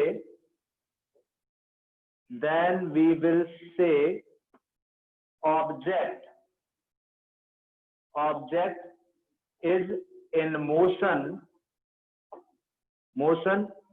with respect to observer। क्या motion का definition clear है? Yes sir. Sir उसमें आपने x axis Y axis लिए, मतलब पहले की तरह जेड एक्सिस नहीं ली, मतलब जेड के कैप होता था ना, Z1 के कैप। तो फिर पोजीशन चेंज हो जाती, पोजीशन वेक्टर भी चेंज होता है, उससे हो जाता है, उसमें कोई दिक्कत वाली बात नहीं बेटा। मैंने 2D जैसे एग्जांपल क्रिएट कर दिया है, आप 3D लेके कर लो। ओके सर, ओके, ठीक है ना? हाँ, उसमें कोई प्रॉब्लम वाली बात नहीं है, आप 3D लेके कर लो। तो पोजीशन क्या बन जाएगी? x1, y1, z1। Position vector क्या बन जाएगा? x1 i cap plus y1 j cap plus z1 k cap. तो इतना फ्लेक्सिबल रहना पड़ेगा आपको, ठीक है? ऐसा कोई स्टिक नहीं है कि आप 3 डायमेंशन लेके ही करो या 2 डायमेंशन लेके करो, आप जैसे चाहो वैसे डिफाइन करो भाई, ठीक है? इतनी फ्लेक्सिबिलिटी होनी चाहिए। हाँ, तो यहाँ से रेस्ट और मोशन हमने डिफाइन कर लिया। तो रेस्ट और मोशन में मुझे नहीं लगता कोई यहाँ पर दिक्कत होनी चाहिए। तो पहली बात देखो, यहाँ पर अब इंपॉर्टेंट पॉइंट्स पे आते हैं। रेस्ट मोशन का डेफिनेशन तो बिल्कुल क्लियर है, एक बात पढ़ देता हूँ फिर से जल्दी। एक पोजीशन और पोजीशन वेक्टर, ये पोजीशन का मतलब बिल्कुल क्लियर होना चाहिए। पोजीशन का मतलब कोऑर्डिनेट, पोजीशन वेक्टर का मतलब वेक्टर फॉर्म में। तो पोजीशन और position vector is not changing with time with respect to the observer frame of reference, then we will say object is at rest with respect to that observer। ठीक है? if position or position vector of particle या object is changing with time with respect to the observer frame of reference, then we will say object is in motion with respect to that observer। थोड़ा सा और इसको समझते हैं और इसमें कुछ जनरलाइज चीजें इंपॉर्टेंट पॉइंट लिखते हैं। तो नोट कुछ यहाँ पर है, एक इंपॉर्टेंट पॉइंट। फर्स्ट नोट तो यही है कि यदि हमें ऑब्जर्वर फ्रेम के बारे में नहीं बोला गया है, मतलब क्वेश्चन में दिया है कि ऑब्जेक्ट इज एट रेस्ट और यह ऑब्जेक्ट मूव करना स्टार्ट करता है फ्रॉम रेस्ट, और उसने ऑब्जर्वर के बारे में बहुत क्लियरिटी से बताया नहीं है कि ऑब्जर्वर है कहाँ। ठीक है, ऑब्जर्वर के बारे में मेंशन नहीं किया गया है, तो बाय डिफॉल्ट ऑब्जर्वर को कहाँ मानते हैं? ग्राउंड पे मानते हैं। यदि क्वेश्चन में मेंशन नहीं किया गया है तो by default observer frame of reference treated as ground. तो if observer frame is not given, observer frame is not given, then by default ground is taken as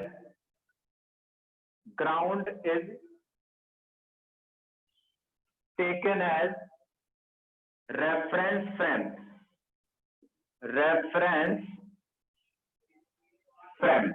पहली बात तो ये, यदि ऑब्जर्वर फ्रेम के बारे में कोई क्लैरिटी नहीं है, सिंपली बोला है ऑब्जेक्ट रेस्ट पे या मोशन पे है, तो बाय डिफॉल्ट ग्राउंड को क्या मानते हैं? रेफरेंस फ्रेम लेके चलते हैं।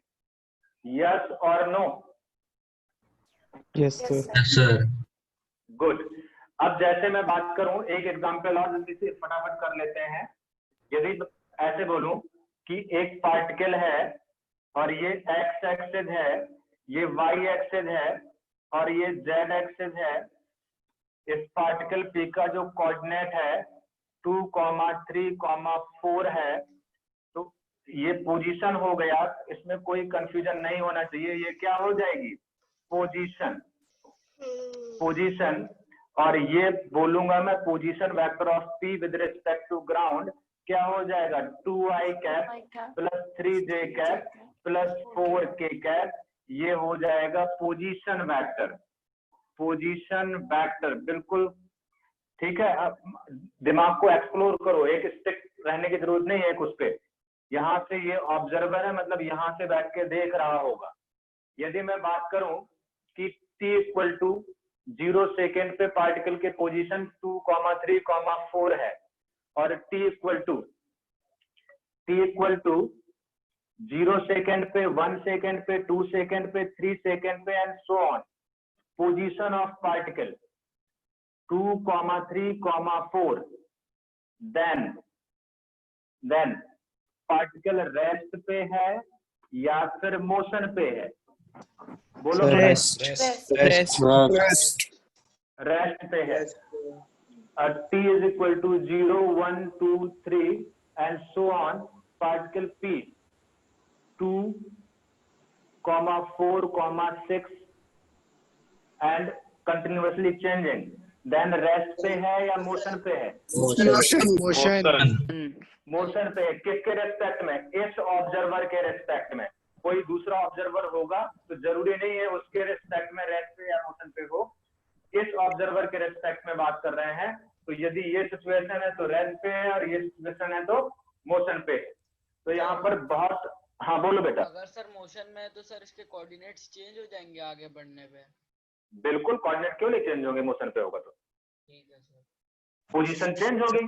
ठीक है, तो यहाँ पर रेस्ट और मोशन को हमने डिफाइन किया बिल्कुल डिटेल में और बहुत बहुत बारीक पॉइंट समझे कि, और यहाँ पर एक इम्पोर्टेंट पॉइंट ये भी समझा नोट में कि यदि हमें ऑब्जर्वर फ्रेम के बारे में ज्यादा कुछ पता नहीं है या डिफाइन नहीं किया गया है तो ग्राउंड को बाय डिफॉल्ट क्या मान लेते हैं? ऑब्जर्वर फ्रेम मान लेते हैं। ठीक सर एक चीज बता दिए। बोलो बोलो। सर दो ऑब्जेक्ट एक ही डायरेक्शन में एक ही स्पीड से चल रहे हैं तो सर वो एक दूसरे के लिए रेस्ट पे होंगे कि मोशन पे? डिस्कस कर रहे हैं, सब डिस्कस कर रहे हैं। अभी क्या परेशान हूँ, अभी मैं इतनी जल्दी आगे नहीं बढ़ूंगा। एग्जाम्पल 2 की बात करें, लेट से एक पार्टिकल ये है, ये पार्टिकल A है और एक ये पार्टिकल का वेलोसिटी v है, सेम डायरेक्शन में जा रहा है। और एक कार ये है, ये B है, एक बंदा यहाँ पे बैठा है, ये B बंदा है और ये रेस्ट पे, या छोड़ो, एक ये है और ये B बंदा है और ये B जो है वो रेस्ट पे है और एक C बंदा है, ये C है और ये इधर मूव कर रहा है v वेलोसिटी से। तो अब B A को ऑब्जर्व कर रहा है, ठीक है। या इसकी जगह हम एक काम कर लेते हैं, इसकी जगह मैं एक कार बना देता हूं और कार मूव कर रही है विद वेलोसिटी v और ये A है, ये A है। अब ध्यान देना ठीक से, यहां से यदि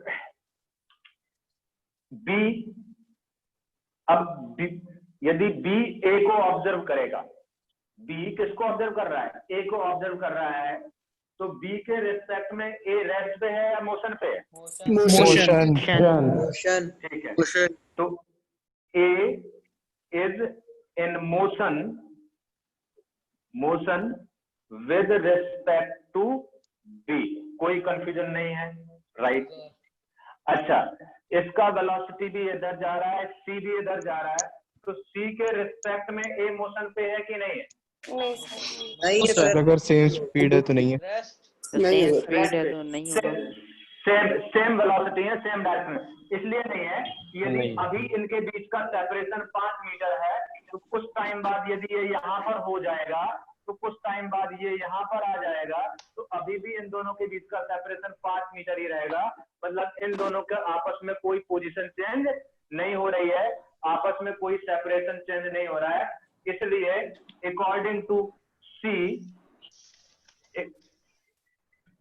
A is in rest with respect to C। अच्छा सर एक और बार समझ लीजिए बेटा, जैसे A ये है, ध्यान देना, ये A है और ये C है, ध्यान देना बिल्कुल। अच्छा, ये जा रहा है B वेलोसिटी इधर, ये जा रहा है B वेलोसिटी से, इनके बीच का सेपरेशन कितना है? 5। अच्छा, कुछ टाइम बाद जब ये यहाँ पर पहुंचेगा तो ये भी तो यहाँ पर पहुंचेगा, तो अभी भी इसके बीच का सेपरेशन कितना है? 5। मतलब क्या इसके रिस्पेक्ट में इसका पोजीशन चेंज हो रहा है? नहीं। मतलब A C के रिस्पेक्ट में क्या हो गया? रेस्ट पे हो गया। अच्छा, तो और ऐसे ही बोल सकता हूँ C is in rest with respect to A। बात समझ में आई? Yes sir. ये भी बोल सकता हूँ, आप देखो यहां से रिलेट करो, B is in motion with respect to A। क्या ये भी करेक्ट? ये सारे स्टेटमेंट करेक्ट हैं? Yes sir. गुड। तो रेस्ट और मोशन को हमने काफी वर्कशॉप कर लिया है। अब रेस्ट और मोशन में मुझे नहीं लगता कोई प्रॉब्लम होनी चाहिए, है तो अभी बोल दो। सर अगर दोनों की वेलोसिटी डिफरेंट हो तब? तो फिर वो एक दूसरे के रिस्पेक्ट में पोजीशन चेंज होगी। आप खुद ऑब्जर्व करो ना, जनरलाइज करो चीजों को बेटा। जैसे समझो, यदि ये A है, ये A है, कॉपी करते जाना, इसका वेलोसिटी 2v है और एक ये B है, इसका वेलोसिटी v है। अभी इनका कुछ सेपरेशन है, तो यदि 2 सेकंड के बाद देखूंगा तो ये काफी आगे निकल जाएगा और ये यहीं तक जा पाएगा। तो अभी इनके बीच का सेपरेशन कितना था? 5 मीटर था। अब इनके बीच का सेपरेशन कुछ डिफरेंट हो गया होगा, मतलब इसके रिस्पेक्ट में इसका सेपरेशन क्या हो रहा है? पोजीशन क्या हो रहा है? चेंज हो रहा है। मोशन में इसका तो मोशन पे है, एक दूसरे के रिस्पेक्ट में, है कि नहीं बेटा? हाँ सर। हाँ, कॉमन तो अच्छा, अब आते हैं दूसरा डेफिनेशन। तो रेस्ट और मोशन को डिफाइन कर लिया, अब दूसरी डेफिनेशन पे आते हैं, डिस्टेंस एंड डिस्प्लेसमेंट। ध्यान से सुनना, डिस्टेंस एंड डिस्प्लेसमेंट आप लोगों ने सबने पढ़ा होगा, लेकिन कुछ इंपॉर्टेंट पॉइंट है जिन पे गौर नहीं किया होगा, उनको बहुत अच्छे से देखना है और सुनना है। डिस्टेंस और डिस्प्लेसमेंट की बात करें, ये भी दोनों एक साइड डिफाइन करेंगे हम। दूसरे पॉइंट पे आ गए, डिस्टेंस एंड डिस्प्लेसमेंट।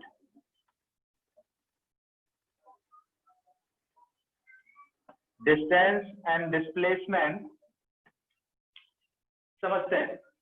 जैसे बहुत पहले हम समझते हैं बिल्कुल छोटे बच्चों की तरीके से, उनको कैसे समझाते हैं, फिर हम मैथमेटिकल एस्पेक्ट्स पे आएंगे, मैथमेटिकली कैसे ट्रीट करेंगे इन चीजों को। जैसे ये आपका इनिशियल पोजीशन है और ये फाइनल पोजीशन, ठीक है? इनिशियल पोजीशन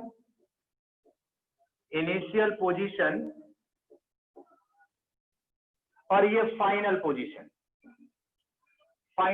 सुनते जाना, बाद में जब कंफ्यूजन हो तब बोलना। इनिशियल पोजीशन और फाइनल पोजीशन। मान लेते हैं ये आपका घर है और ये आपका स्कूल है। अब अपने घर से निकले और स्कूल इस रास्ते से घूमते हुए स्कूल पहुंचे, ठीक है? कई बार होमवर्क नहीं किया होता तो लंबा रास्ता अपनाते हैं। कई लोग इस रास्ते से, कुछ बंदे पहुंचे, यहाँ से यहाँ ये रास्ता फॉलो किया, ये पाथ 1 है, ये पाथ 2 है।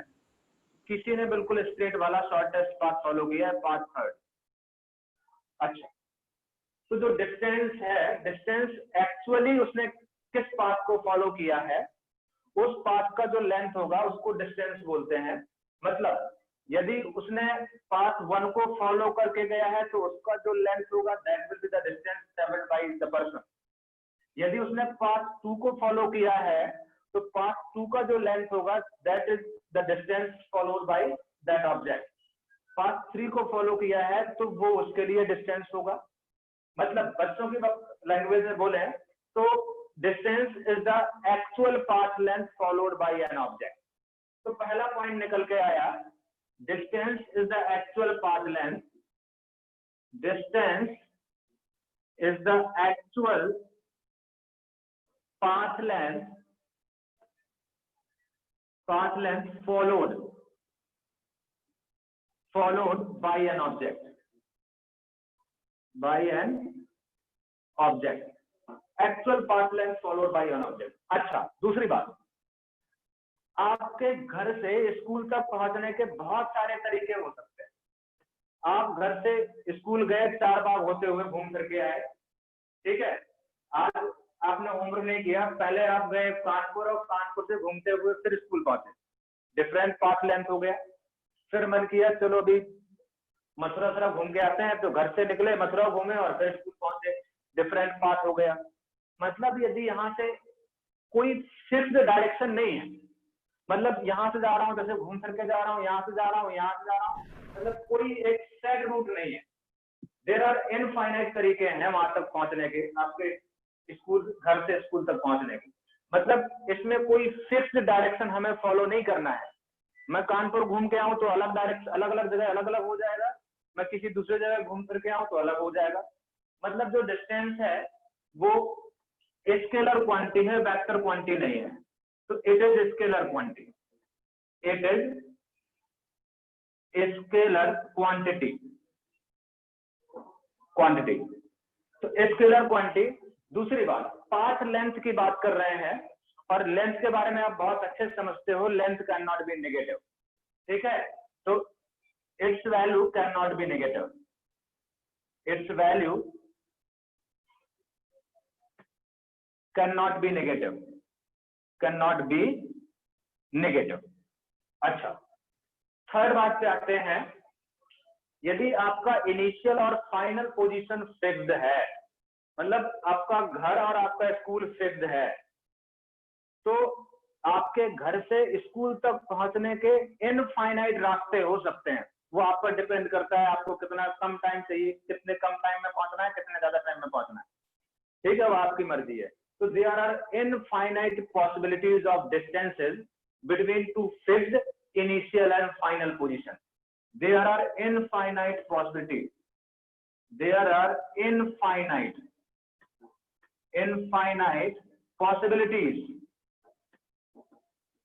possibilities of distances between fixed initial and final position, initial and final position. There are infinite possibilities between fixed and initial final position. तो ये कुछ इंपॉर्टेंट पॉइंट्स हैं कि डिस्टेंस जो है, ये सारे point, distance actual path length है, स्केलर क्वांटिटी है, इट्स वैल्यू नेगेटिव नहीं हो सकती। There are infinite possibilities of distances between fixed initial and final position. वो डिपेंड करेगा किस पाथ को फॉलो करता है। क्या डिस्टेंस के बारे में क्लियरिटी है? Yes sir. Yes sir. Yes sir. अभी तक ये इस किसी पॉइंट में कोई डिफिकल्टी हो तो बोल दो, फिर आगे बढ़ेंगे। कई बार हम ये पॉइंट भूल जाते हैं, तो ये सारे पॉइंट इंपॉर्टेंट है, ये पॉइंट हमें याद रखने। तो ये डिस्टेंस हो गया। डिस्प्लेसमेंट क्या बोलते हैं? डिस्प्लेसमेंट, जो अब डिस्प्लेसमेंट के बारे में समझते हैं, तो ये डिस्टेंस से रिलेटेड बात करी हमने। अब हम डिस्प्लेसमेंट से रिलेटेड बात करते हैं। अब अभी तो हम बहुत बिल्कुल बच्चों वाले तरीके समझ रहे हैं, अभी मैथमेटिकल में भी जाएंगे। डिस्प्लेसमेंट की जरा बात कर लेते हैं। डिस्प्लेसमेंट को डिफाइन किया गया है, it is the shortest separation between initial to the final position. अब शॉर्टेस्ट सेपरेशन के बारे में आप बहुत अच्छे से समझते हो। यदि आपका इनिशियल और फाइनल पोजीशन फिक्स कर दिया जाए, तो दोनों को ज्वाइन करने वाला स्ट्रेट लाइन जो होगा, that will be the shortest path, it is the shortest separation. इसके अलावा दूसरा कोई पॉसिबिलिटी है ही नहीं है शॉर्टेस्ट सेपरेशन की। उन इनिशियल और फाइनल पोजीशन को ज्वाइन करने वाली जो फिक्स लाइन है, that will be the shortest separation between two fix position. तो पहली बात तो ये कि डिस्प्लेसमेंट एक फिक्स रहेगा, डिस्प्लेसमेंट वेरी नहीं कर सकता। पहला पॉइंट तो ये कि यदि इनिशियल और फाइनल पोजीशन फिक्स कर दिया, तो शॉर्टेस्ट सेपरेशन भी फिक्स हो गया, और shortest separation will be the line joining between length of line running between initial to the final position. So it is a shortest separation. पहला point निकल के आया. It is shortest separation between fixed initial and final position. Fixed initial and final position. पहली बात तो ये. अब shortest separation यदि इनिशियल और फाइनल पोजीशन फिक्स हो गई, जैसे सोचने का तरीका डेवलप करना है आपको, वैसे ही सोचना है जैसे बोल रहा हूँ. यदि इनिशियल और फाइनल पोजीशन फिक्स हो गई तो शॉर्टेस्ट सेपरेशन भी फिक्स हो गया. मतलब कहने का ये है, यदि आपके घर से नॉर्थ की तरफ आपका स्कूल है तो हमेशा नॉर्थ की तरफ ही रहेगा, मतलब उसका डायरेक्शन भी फिक्स हो गया है क्योंकि इनिशियल और फाइनल पोजीशन फिक्स है. मतलब it is a vector quantity क्योंकि उसकी डायरेक्शन भी फिक्स हो गई है. It is vector quantity, vector quantity, and direction will be from initial to the final position, and direction will be from initial to final position. तो shortest separation fixed quantity हो गई, direction भी उसका fix हो गया initial to the final position, तो ये vector quantity हो गई. दूसरी बात. थर्ड बात हम यहाँ पर नेक्स्ट पॉइंट पे आते हैं. थर्ड पॉइंट पे ये कि यदि वेक्टर है तो वेक्टर में यदि फॉरवर्ड वेक्टर को पॉजिटिव मान रहा हूं तो क्या बैकवर्ड को नेगेटिव मानेंगे? वेक्टर का यस सर, यही तो होता है. यस सर, बिल्कुल. तो यहाँ से अब जब ये वेक्टर क्वांटिटी ये भी डिसाइड हो गया कि ये वेक्टर क्वांटिटी है, direction initial to the final है, इसका मतलब ये भी फिर तय हो गया कि वेक्टर यदि क्वांटिटी है तो वेक्टर पॉजिटिव भी होता है, नेगेटिव भी होता है और जीरो भी होता है. तो its value may be positive, zero और नेगेटिव ऑल्सो. ये भी बात फिक्स हो गई कि वेक्टर क्वांटिटी है तो वेक्टर पॉजिटिव भी होता है, नेगेटिव भी हो सकता है, जीरो भी हो सकता है. वो तो सर किलोमीटर में लेंगे, किलोमीटर नेगेटिव में थोड़ी आ जाएगा. रुक जा बेटा, रुक जा. ठीक है, वो डिपेंड करेगा आपने कोऑर्डिनेट सिस्टम या रेफरेंस फ्रेम कैसे चूज किया है, उसके हिसाब से वेक्टर चेंज होता रहता है. ठीक है. मैग्नीट्यूड की बात करें तो मैग्नीट्यूड कांस्टेंट रहेगा. ठीक है, मैग्नीट्यूड क्या रहेगा? नेगेटिव नहीं हो सकता क्योंकि मैग्नीट्यूड के भाई वेक्टर क्वांटिटी है, किसी वेक्टर का मैग्नीट्यूड नेगेटिव हो सकता है क्या? नहीं हो सकता. तो मैग्नीट्यूड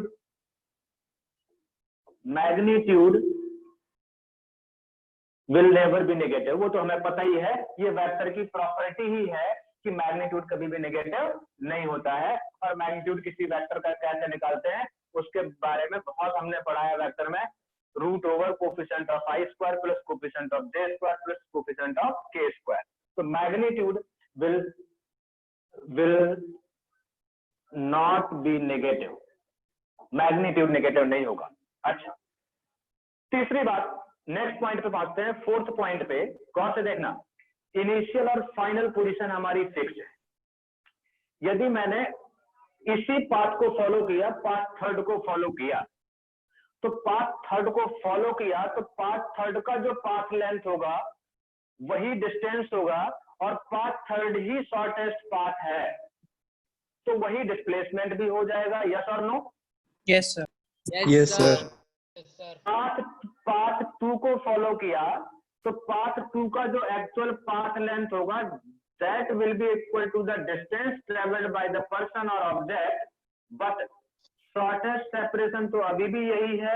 तो क्या shortest separation अभी भी वही रहेगा? मतलब डिस्प्लेसमेंट अभी भी वही रहेगा.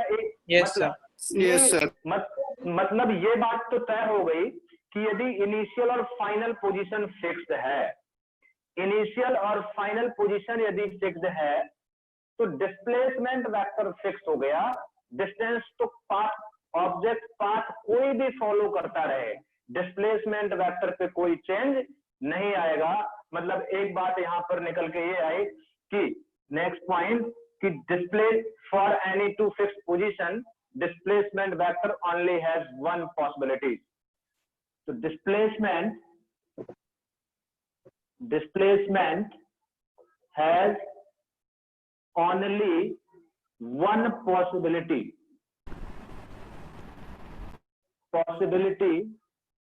for two fixed positions.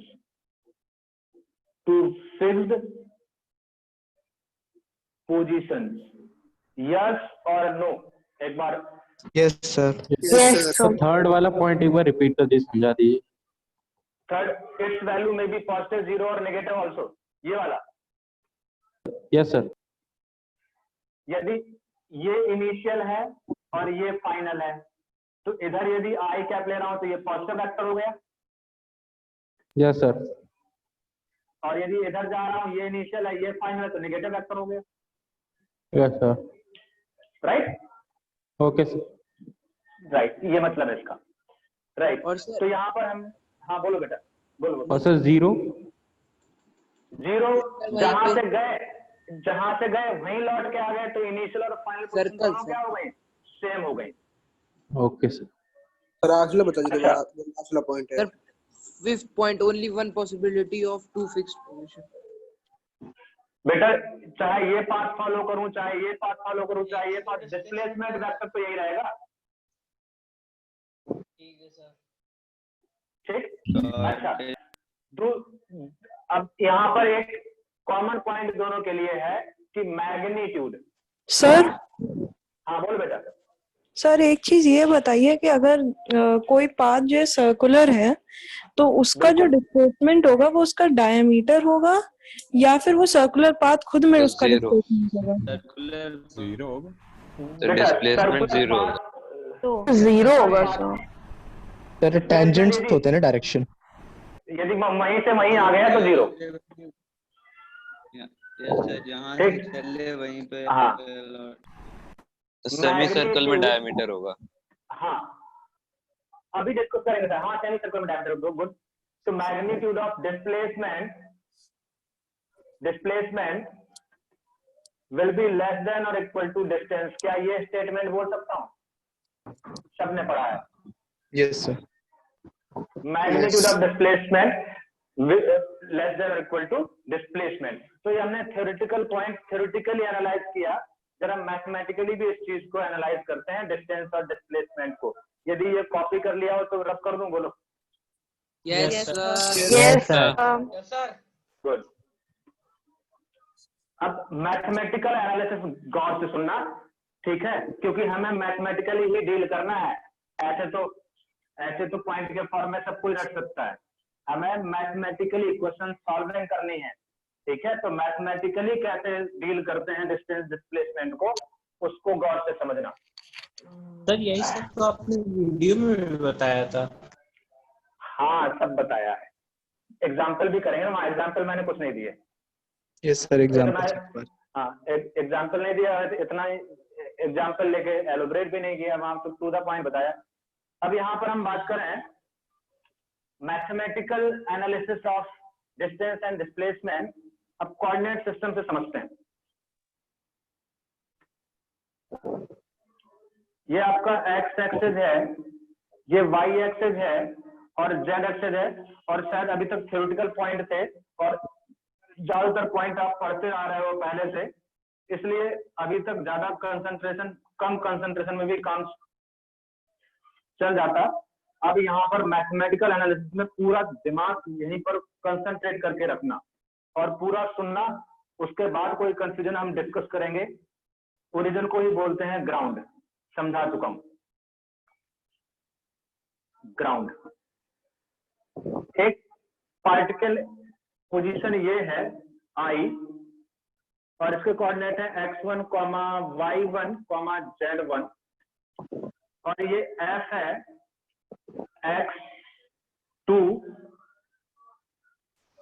y2, z2। यदि बात करूं तो I जो है पोजीशन ऑफ पार्टिकल है। I इनिशियल पोजीशन बोल देता हूं, F फाइनल पोजीशन बोल देता हूं। तो I मतलब x1, y1, z1 हेलो, हाँ हेलो, नहीं यार रॉन्ग नंबर है, हमारे यहाँ नहीं होना था। ये है position, initial position of particle, initial position of particle. बेटा ध्यान से सुनना, ठीक है। इनिशियल पोजीशन का मतलब समझ गए आप। पोजीशन का मतलब कोऑर्डिनेट, वर्ड पे, वर्डिंग पे ध्यान देना, वर्डिंग पे, किसको क्या बोल रहा हूं, नामकरण। x2, y2, z2 is the final position of particle।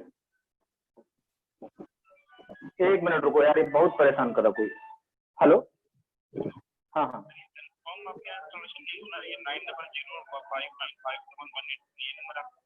हाँ यही नंबर है। नहीं यार, नाम बताइए आप, नाम यार अमित तो नाम है। इंस्टॉलेशन किसने रिक्वेस्ट की है? आपका नंबर आ रहा है, इसलिए मैं आपको फोन कर रहा हूँ, मेरा इंजीनियर ने फोन किया हो। नहीं यार, कोई इंस्टॉलेशन नहीं होना, मैंने कोई ऐसा कुछ नहीं डाला, ठीक है। हाँ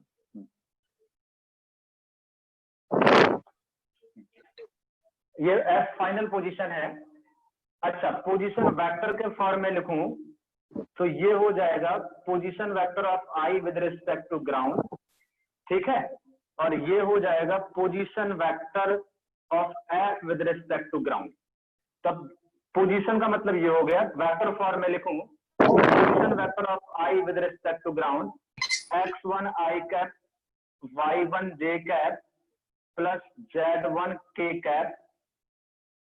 इसको नामकरण भी करते जाओ, ये है position vector of I with respect to ground. नाम पे बहुत फोकस करना है, कैसे बोलना है हमें। Position vector of I with respect to ground. ऐसे ही position vector of F with respect to ground is equal to x2 i cap plus y2 j cap plus z2 k cap. It is a position vector of f with respect to ground। पहले ये बताओ, initial position vector, is it clear और not? Yes sir. Yes sir. Yes right. अब यहां से देखते हैं, ये इनिशियल पोजीशन थी, ये फाइनल पोजीशन थी।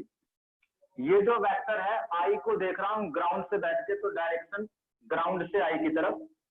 ये जो है एफ को देख रहा हूं ग्राउंड से बैठ के, तो डायरेक्शन ग्राउंड से एफ की तरफ, राइट। यदि मैं ऐसे इस पाथ को फॉलो करके आया तो it will be the distance, और डायरेक्ट ऐसे आई से एफ तक आया तो it will be the displacement, right. Displacement, yes sir. Displacement.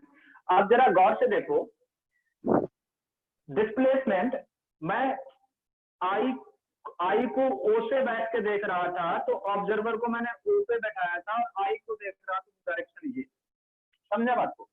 अच्छा, यदि मैं डिस्प्लेसमेंट, इनिशियल पोजीशन ये है, फाइनल पोजीशन ये है, तो डिस्प्लेसमेंट वेक्टर का जो डायरेक्शन होता है वो इनिशियल टू द फाइनल होता है। तो यदि मैंने एरो ऐसा लगाया है तो क्या it will be the displacement vector? जरा बोलो। Yes sir.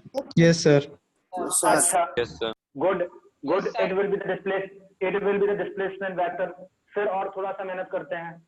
यदि मैं इस वेक्टर को ऐसे एरो लगाया है, मतलब मैं किसको देख रहा हूं? जरा बोलो। Sir final position. Final position. Final कहाँ से बैठ के देख रहा हूँ? Initial position. Initial position. मैं यहाँ से बैठ के देख रहा हूँ एफ को, then it will be the displacement vector. Yes और no? Yes yes sir. Yes sir. Good. तो इसको नामकरण करूं तो इसको ऐसे बोलूंगा ना sir, position vector of F with respect to I, क्योंकि एफ को देख रहा हूं और आई से बैठ के देख रहा हूं।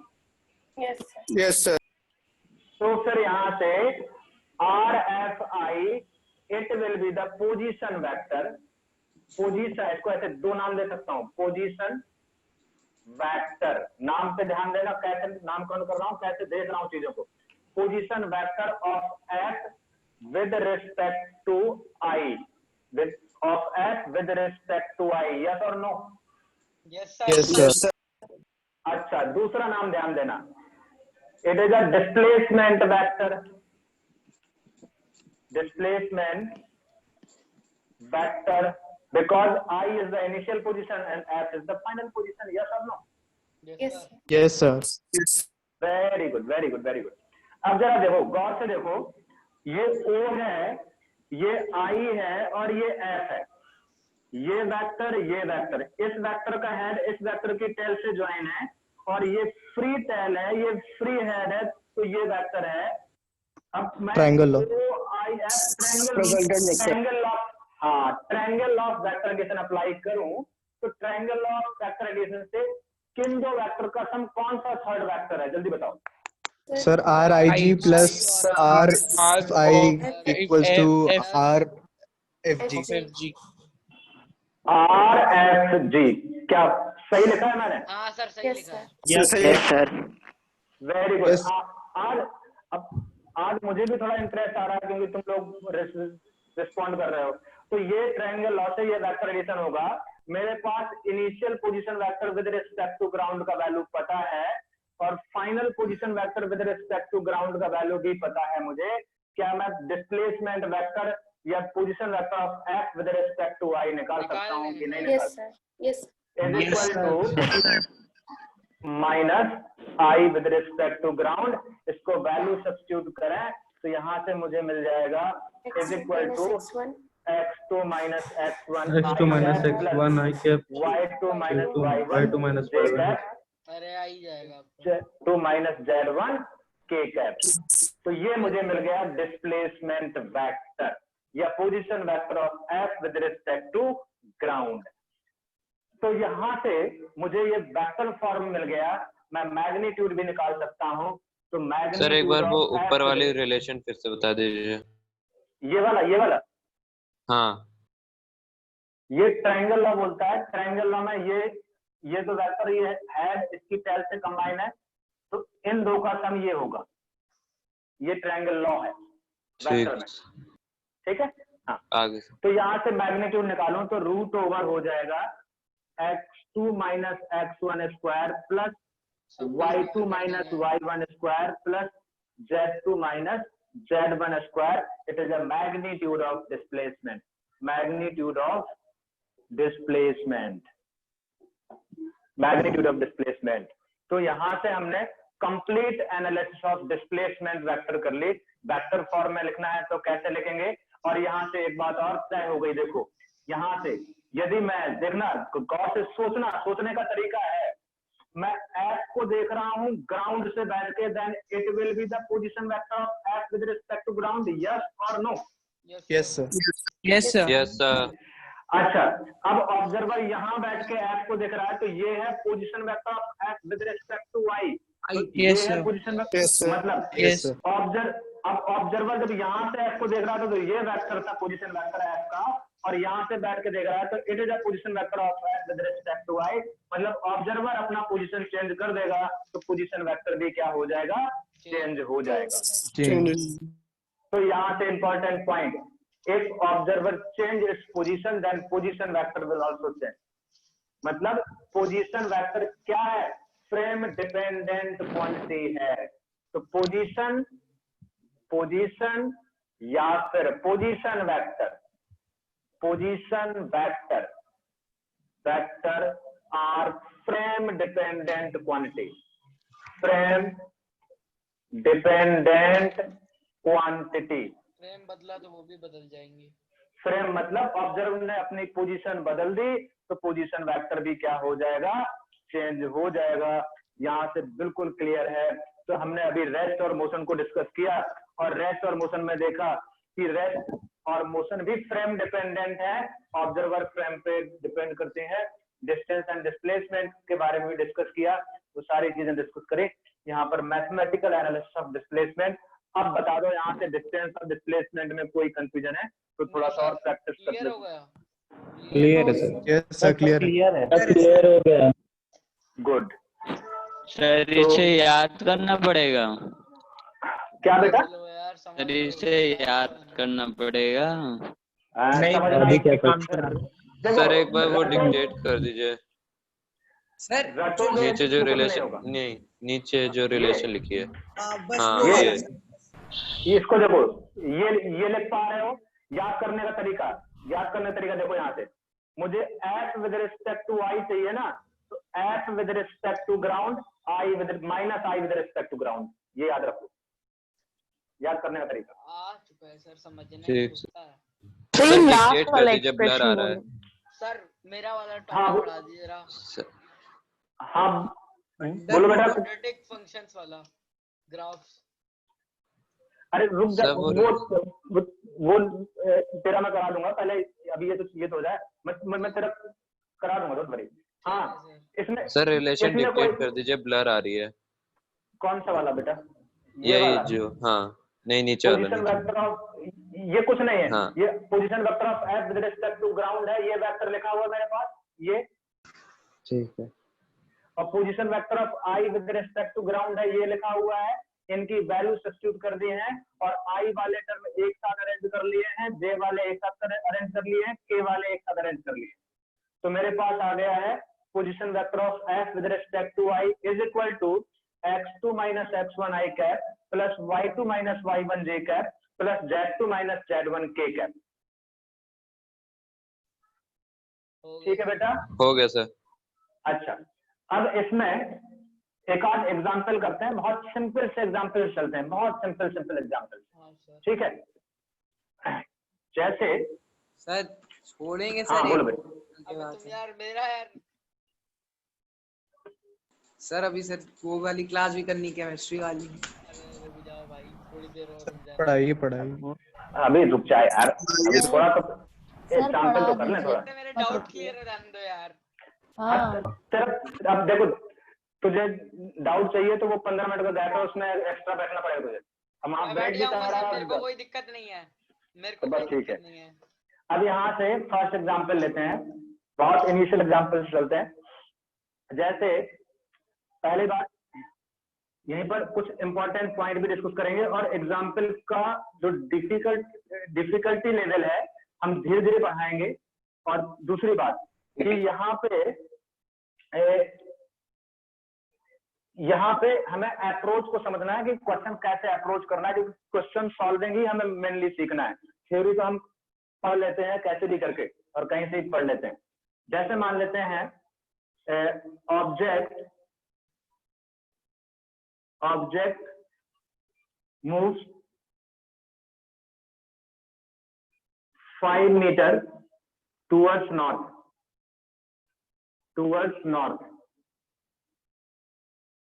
then 10 meter towards east and 20 meter towards south। देखो मैं फिर बोल रहा हूं, क्वेश्चन डिफिकल्ट बिल्कुल भी नहीं है, हमें अप्रोच डेवलप करनी है, मैं कैसे ऑब्जेक्ट क्वेश्चन को डील कर रहा हूं। क्योंकि जब यदि एक प्रॉपर अप्रोच डेवलप हो गई तो आप डिफिकल्ट से डिफिकल्ट प्रॉब्लम भी बड़े आसानी से कर सकते हो। यदि हड़बड़ी मचाई तो फिर ऐसे ही सिंपल प्रॉब्लम कर पाओगे, डिफिकल्ट प्रॉब्लम नहीं होगी यदि एक अप्रोच डेवलप नहीं हुई, एक तरीका डेवलप नहीं किया। Calculate distance and displacement. Calculate distance and displacement. अब थोड़ा समझना। हाँ बोलो बेटा। सर कुछ नहीं। हाँ, कैलकुलेट डिस्टेंस एंड डिस्प्लेसमेंट। मुझे पता है आंसर कई लोगों का निकाल के रख लिया है और आंसर आ भी गया, लेकिन मैं आंसर पे वैसे भी इंटरेस्टेड नहीं हूँ। मुझे तो एक तरीका डेवलप करना है कि मुझे प्रॉब्लम को कैसे अप्रोच करनी है।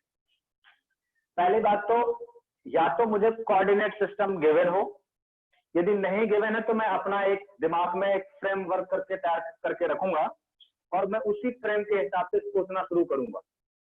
जैसे ईस्ट वेस्ट नॉर्थ साउथ ये डायरेक्शन की बात होती है, तो डायरेक्शन के बारे में मैं पहले से अपने दिमाग में एक पॉइंट बना लेता हूं, और ये आपको भी बना के रखना है। यदि नहीं गिवन है तो फिर मैं मेरे पास एक ऐसा कोई फ्रेम होना चाहिए जिसको मैं रेफरेंस मान के या जिसके हिसाब से मैं चीजों को लिख सकूं। तो ये ईस्ट है, ये वेस्ट है, ये नॉर्थ है, ये साउथ है।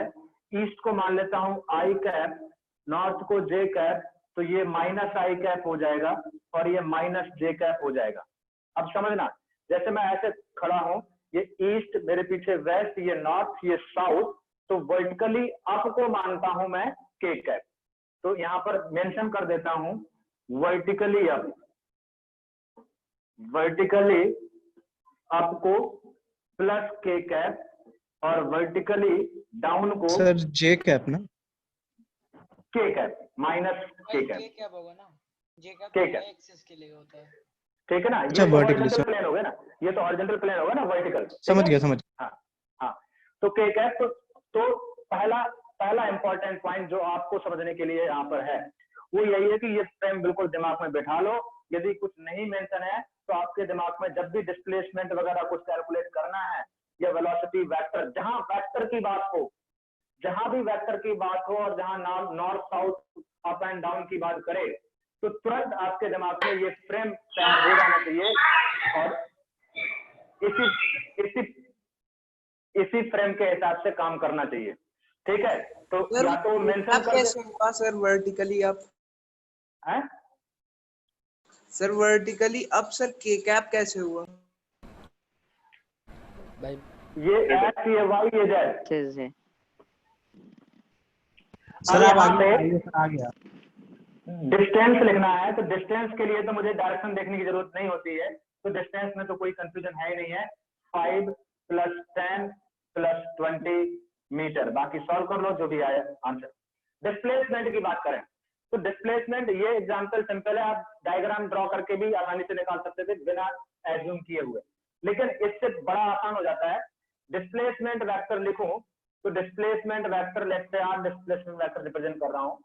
पहला 5 मीटर टुवर्ड्स नॉर्थ, मतलब 5 और नॉर्थ की तरफ मतलब आई कैप, फिर 10 मीटर टुवर्ड्स ईस्ट, तो सॉरी नॉर्थ मतलब जे कैप, और फिर 10 मीटर टुवर्ड्स ईस्ट मतलब आई कैप, फिर गया 20 मीटर टुवर्ड्स साउथ, साउथ मतलब माइनस जे कैप, तो -20 मीटर, और कहा माइनस जे की तरफ। इसको सिंप्लीफाई करूं तो ये हो जाएगा आपका 10 आई कैप माइनस 15 जे कैप मीटर। ये तो डिस्प्लेसमेंट वेक्टर आया, ये क्या गया, डिस्प्लेसमेंट वेक्टर आया, राइट।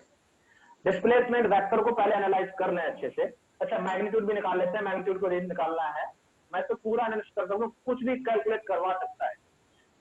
मैग्नीट्यूड की बात करूं तो मैग्नीट्यूड मुझे पता होता है, coefficient of I square plus coefficient of J square meter, magnitude भी आ जाएगा, कोई बड़ी बात नहीं है। It is a vector form of displacement, it is a magnitude of displacement. ये तो बड़े सिंपल से प्रॉब्लम है कि ये पूछा जा सकता था।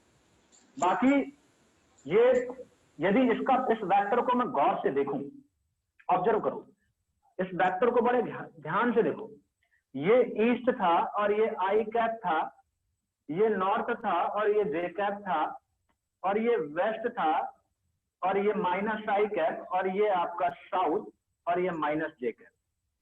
ठीक है, कई लोगों को हो सकता है लग रहा हो कि क्या चल रहा है, छोटी छोटी चीजें, लेकिन यही छोटी छोटी चीजें आपको बड़ी चीजों में बहुत हेल्प करने वाली है। ये ध्यान दे देना, प्रोसेस को समझना। यहाँ पे इस वेक्टर को गौर से देखो, आई का जो कोफिशिएंट है वो 10 है और आई क्या पॉजिटिव है, मतलब इधर 10 यूनिट रहा होगा और माइनस जे की तरफ 15 यूनिट रहा होगा। माइनस जे ये है और 15 यूनिट रहा होगा, तो इन दोनों का रिजल्टेंट जो आएगा वो कुछ ऐसा आएगा, it will be the displacement vector. Yes और no? Yes sir. Yes sir. और यदि ये एंगल अल्फा है, ये एंगल बीटा है, तो मैं बड़े आसानी से एंगल भी निकाल सकता हूं कि ईस्ट से कितना एंगल बनाएगा या साउथ से कितना एंगल बनाएगा। यहाँ से tan अल्फा लिख सकता हूँ, tan alpha perpendicular upon base मतलब 15/10 और बीटा लिखना है तो 10 beta is equal to 10/15। Yes और no? Yes sir. Yes sir. Yes sir. तो मैं एग्जैक्ट डायरेक्शन भी फाइंड कर सकता हूँ और वेक्टर फॉर्म में मैग्नीट्यूड भी फाइंड कर सकता हूँ। तो इस तरीके से हमें सॉल्व करना है, ठीक है ना। कोई सिंपल फिगर बना के भी कर सकता था, लेकिन डायरेक्शन वगैरह क्योंकि आपसे ऐसे ही पूछेगा, वो बोलेगा अल्फा कुछ वैल्यू दे देगा ऑप्शन में, बोलेगा 4 ऑप्शन में एक बोल देगा कि जो डिस्प्लेसमेंट वेक्टर है it make an angle alpha which east, और यदि वो वैल्यू सही है, इसके बराबर है, तो वो आंसर करेक्ट है। तो आपको वो भी डील करना आना चाहिए अच्छे से। हाँ बोलो बोलो। सर डिस्टेंस में हम लोग उसमें उसके डायरेक्शन की रिस्पेक्ट में नेगेटिव वेगेटिव नहीं लेंगे ना, मतलब अगर 10 क्योंकि उसमें क्या वो वेक्टर थोड़ा ना स्केलर है। हाँ ठीक है, मतलब उसमें सब ऐड कर देंगे। बिल्कुल बिल्कुल बिल्कुल। तो सर अगर कोई दूसरा क्वेश्चन होगा इसमें? बिल्कुल। Yes sir. सर अगर हम ऐसे ही रखेंगे ना सर, वेस्ट को -i क्या सर, ऐसे ही क्वेश्चन हम करेंगे ना सर, अगर दूसरा कोई आता है तो नॉर्थ पॉजिटिव होगा और ही बिल्कुल ऐसे मान करो, आंसर में फर्क नहीं पड़ने वाला। ठीक है, आप जैसा फ्रेम इमेजिन करो उसी हिसाब से करो चीजें। यस ठीक। Yes sir. ठीक है सर। चलो तो आज के लिए इतना काफी है। उसके डाउट मैं बता देता हूँ, कुछ लोगों के कर लोगों के डाउट वगैरह हो तो डाउट डिस्कस कर लेते हैं। अगर उसको कोई डाउट होगा तो आपको सर व्हाट्सएप पे मैसेज कर देंगे। ठीक है, अभी तो ये चलेगा, आगे आपके डाउट आगे भी क्लियर हो जाएंगे इस चीज के। ठीक है ना। हाँ सर कल एक्स्ट्रा क्लास लेंगे कल? हाँ लेसन सब बाकी लोग कल जो मेरी क्लास सेकंड वाली है, तो कल हम 4:30 से 5:30 4:30 से 6 कर लेते हैं। सर तो कल दूसरी क्लास है सर। सर 4:30 से 6:30 कल मैथ्स की क्लास है सर। कल पहली क्लास मैथ्स की है? Yes sir.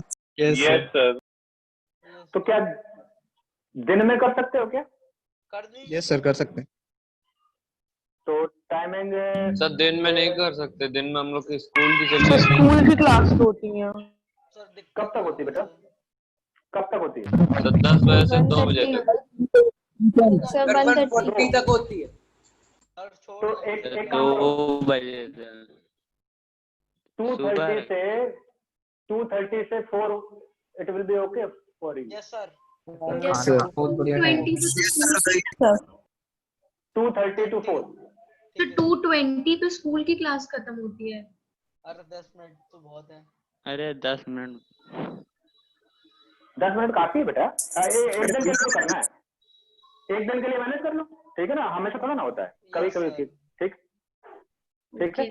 तो 2:30 यही कंटिन्यू करेंगे कल? हाँ इसी कंटिन्यू करेंगे, और चाहे 1 घंटा ये पढ़ लेंगे और आधे घंटे के लिए डाउट कर लेंगे। कल मैथ्स की क्लास कितने बजे से है? सर ठीक है सर। सर एक क्वेश्चन था। हाँ बोलो बेटा। सर जो अभी आपने रिजल्टेंट लिया, हाँ, और जो पहला इनिशियली हम लोग ने क्वेश्चन लिया था, उन दो बात को एक बार कनेक्ट कर सकते हैं? पहला इनिशियल कौन सा वाला क्वेश्चन मुझे याद नहीं आ रहा। जस्ट क्वेश्चन एग्जांपल लिया जो आपने। हाँ एग्जांपल लिया, बोलो।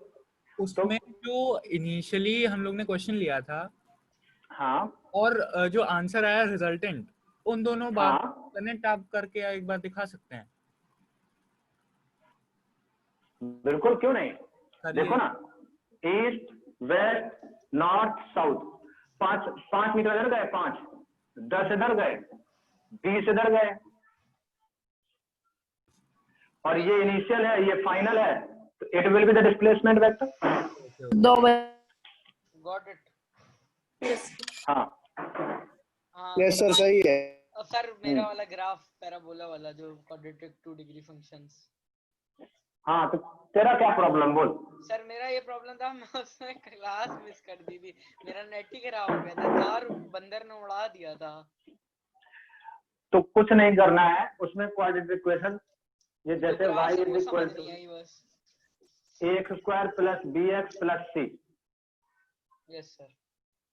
यदि a पॉजिटिव है और a नॉट इक्वल टू 0 तो होना ही चाहिए, नहीं तो क्वाड्रेटिक नहीं बनेगा। यस ठीक है। a पॉजिटिव का मतलब होता है अपवर्ड पैराबोला, बस। यस सर ठीक है।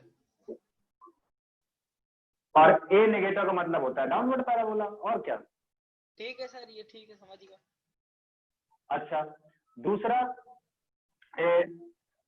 कैपिटल डी ग्रेटर है तो डिस्टिंक्ट रूट होंगे,